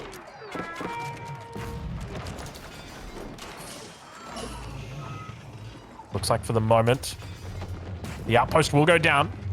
Culverin able to snipe off a couple of units there, but he picks up the relic. Does a little bit of a run, and indeed, Tithe Barns has been researched, as we'd expect. I'm not sure whether it's been through on the B side. I don't know if he's had enough gold to spare. Probably not, from his perspective, right? Like, there it is. It's just now coming in. Now, MarineLorD is getting close to dropping a keep. That's probably what he's playing around for. He's waiting. He's just now grabbing elite crossbows. He took out the first tower. He's about to take out the second one. And I think once that tower is gone, he's going to try to drop a castle in the middle. Yeah, I think that's a smart play. Like, going into the crossbows, this is just a really methodical, safe game from MarineLorD. And I do like, from that perspective, the way MarineLorD is playing. Because there's a part of me that's like, well, why are you going crossbows in a Holy Roman Empire mirror? There's the prospect that your enemy may look to go into horsemen. They could very easily transition, take you out. But if you're playing, you know, a lot more defensive, if you've got the keep down, if you've got the sacred site, shots come out, Culverin v Culverin. It looks like MarineLorD's going to take an early W right there. There's the keep coming down. Second Culverin coming out for B, but I tell you what, that's a big loss for him. It certainly is. At this point, any of those very pricey siege units being lost is massive. But now there's keep coming up here. No bombards on the side of B, so this keep is going to go uncontested. Countdown down to just 6 minutes, but it doesn't look like B's got an army that's actually capable of holding this sacred site. Yeah, and I think that's been the case for the duration of this game, with the exception of that first push, right? Because I know a lot of people would be looking at this and thinking, you know, like he could have captured this sacred site 7 minutes ago, and it would have been a good game right now. Not really. MarineLorD had a pretty decent mass of crossbows, and there was nothing that B could have done to stop that. He may have lost a couple of crossbows, but the sacred site would have 100% been neutralized. So I think that MarineLorD's always just been playing a very safe and methodical style compared to B, and I think B's been very measured in his response. Yeah, part of that methodical style is that, as you said, MarineLorD knows that he doesn't need to rush with this sacred site, so he took his time building up his farming eco. Right now, his food eco is so much better than B's. The one thing that B's got going for him is the Culve advantage. Have a look at this. 3 against 1. If he gets a single Mangonel out, that could be the difference here. Men-at-Arms going to be looking to push down the middle here. As long as this keep gets up, he's okay for the moment. That's it. But the advantage still sits on the side of MarineLorD, up about 33, 32 villages now. Needs to get emergency repairs out to here. You can see him throwing down a house as quickly as he possibly can. Doesn't yet have it out, but once it comes through, he's going to be getting huge value of that. Culve looking to push up, and we'll find the first of the trebuchets. Second one, almost within range, is trying his best, stuttering his way through. Not going to be able to find it. Springwood in place, but now going to be firing down upon those Culves, and he will have to back out from it. Yeah, both players now with a keep in the middle. And don't forget, B has 3 relics against MarineLorD's 2, and this map has a limited supply of gold to work with. This is what B is playing for. He lost his win condition of the Sacred Site in the middle. Now it all comes down to just outlasting MarineLorD in this setup. But of course, MarineLorD does have a fully set up food eco, 1700 food per minute against 1000 for B. All right. Well, I mean, at this point, this is developing into a really weird game. At first, I thought it was 100% over for B after MarineLorD held the push, but somehow B's making it work. And I got to respect that. I mean, you're talking about the last game in the series. He's come this far. He doesn't want to get reverse swept. So he makes sure that he stays in the game. And I love the fact that he's still got a game plan. He's still trying to find a way through this. He's got the Culve advantage. As long as he can maintain siege superiority, one mangonel is the difference between this failing and succeeding. I feel like there's more to this. MarineLorD is now building up men-at-arms. So far, he only had range units.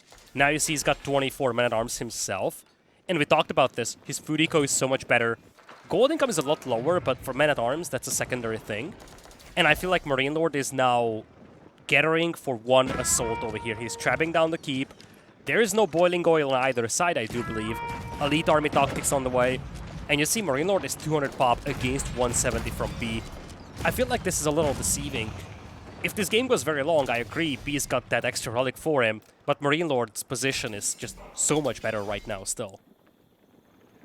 MarineLorD coming around the edge of the map. You can see B kind of moving out towards here, completely unprotected. If those men-at-arms were running any more of a direct route, they could have had a little bit of a field day, but look at this. Nice He's got walls. Yeah, he's got walls, but unfortunately not in the right place, as MarineLorD's going to march right into his base. All right, he's through. He's been spotted. Goes straight into the farmland. I mean, even if there was a wall up, it would have been a pretty quick wall to get rid of. But now he's out, and this will also draw him away from the front. Remember, MarineLorD's got a plan, right? Like, the main focus here is not that there is an attack happening in the base. It should be somewhere else. Watch out for this guy, and look, the Culves are moving up. He's trying to snipe out the Culverin. There we go. First one comes through. Does he have the greased axles upgrade? I'm not sure if MarineLorD's got it. I know that B's picked it up, but that could be the difference here. Culve's going to trade out. 1 for 2. Back at home. More men-at-arms. Looking to try and defend. Elite upgrades have come through. They've got that nice little bit on the back there. And B, able to defend against the onslaught from MarineLorD. Very well held for the moment. Not the biggest fan of throwing away so many men-at-arms to kill villagers. Those villagers are all free. I guess it was good diversion for MarineLorD, trying to get some more ground in the middle. This is a better push, though. Yeah, it was definitely a diversion. I think he was trying to snipe out the Culverin, and he managed to get one, but the advantage still sits with B at the moment. MarineLorD currently 0 Culverin on the field. A lot of villagers out towards this front side, though. He's got to be careful. Those men-at-arms, he needs to pull them forward. It's taken a little bit of time here. It's up to 52, some pretty decent numbers. Look at those villagers marching. He just wants to get them onto the gold mine as quickly as he can. He doesn't even care if he loses them anymore. He just wants gold ASAP.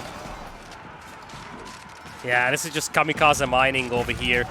And also, frankly, those villagers are good cannon fodder. They absorb damage, so it's not the men-at-arms that get shot at. Have we got ourselves a little bit of an upset? What is happening right now? Look at the Culverin. They're pushing through. I remember watching, there was somebody, it might have been CGCTV, and he just was massing up Culverin. Like, I'm talking double digits, like 12 Culverin. And they're crazy because they do a fair bit of damage to infantry units. So they're 100% viable just to sort of do this little cleanup. And we got double Culve coming out on the top side. MarineLorD going to be able to pinch off one from the enemy side. Men-at-arm numbers starting to drop here for B as well.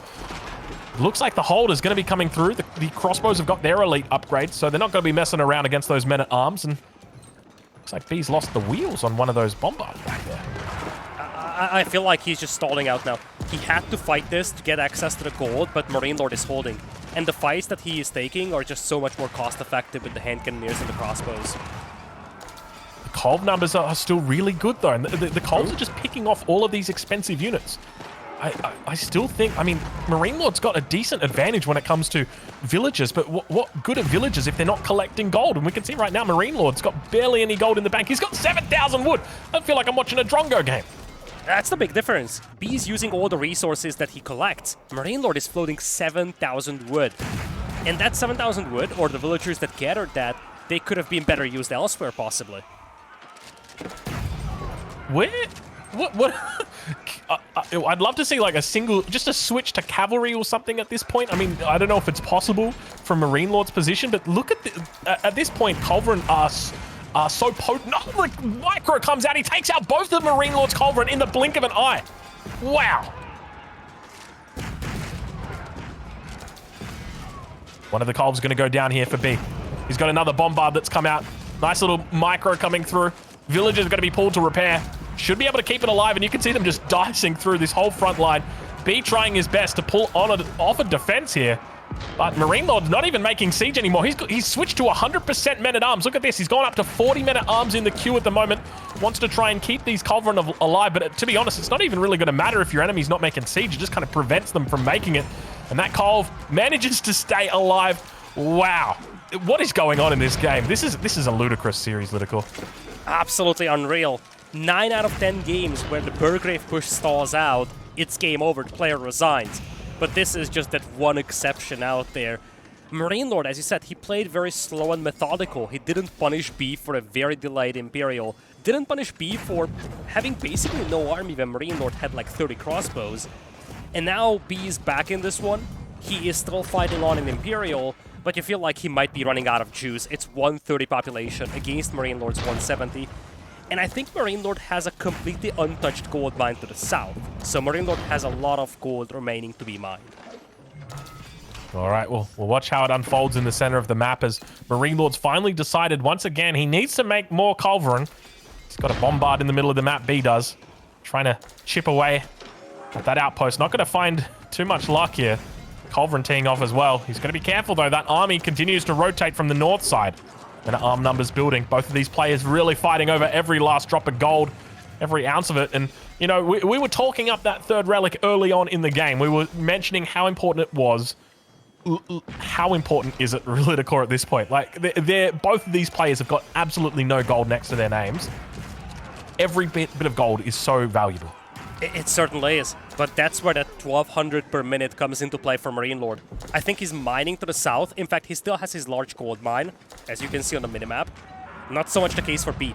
B is like out of gold. Whereas for MarineLorD, you see he's just now depleting this one, but there's another deposit to the south, and I think he's about to take the one to the north. There's a lot of men-at-arms now beginning to move in. B's only got 31. Prelates also starting to come through. I'd love to see a defensive Wallalow right here from B, but unfortunately, those Prelates are a little bit too far away from the relic. And now diving in underneath this keep. Boiling oil not yet through. Going to try their best to hold on through it all. Villagers at the front getting hit by those men-at-arms. We've got more men-at-arms coming through now for B, but look at the numbers difference. MarineLorD, he's 200 population against 137. Looks like he's got B on the ropes, LidaKor. He does. His food eco is well set up, and B's wasn't. MarineLorD has so much better of a food eco, and that shows in the number of men-at-arms he's able to produce. Now he's overwhelming the eco. B's dropping in population, and we're very close to witnessing a MarineLorD reverse sweep here, Aussie. It is barely seconds away, I can tell you. The B fights until the end. He fights until the bitter end. Losing out more and more villagers. He continues to hold in the middle. We can see a little bit of a dance coming through on one of those bombards, trying to stay alive. You know what they say, you got to do the 5 if you want to stay alive. Now, we've got more and more men-at-arms rolling in from the top. Crossbows here to keep them company. And now that Arkan heartland of farmland is just getting knocked out. This is, well, B is now half the villager pop of his opponent. 1/3 the military. MarineLorD's done it. Yeah, it had to come down to that Ragnate's Cathedral, getting the gold and facilitating MarineLorD's early Imperial.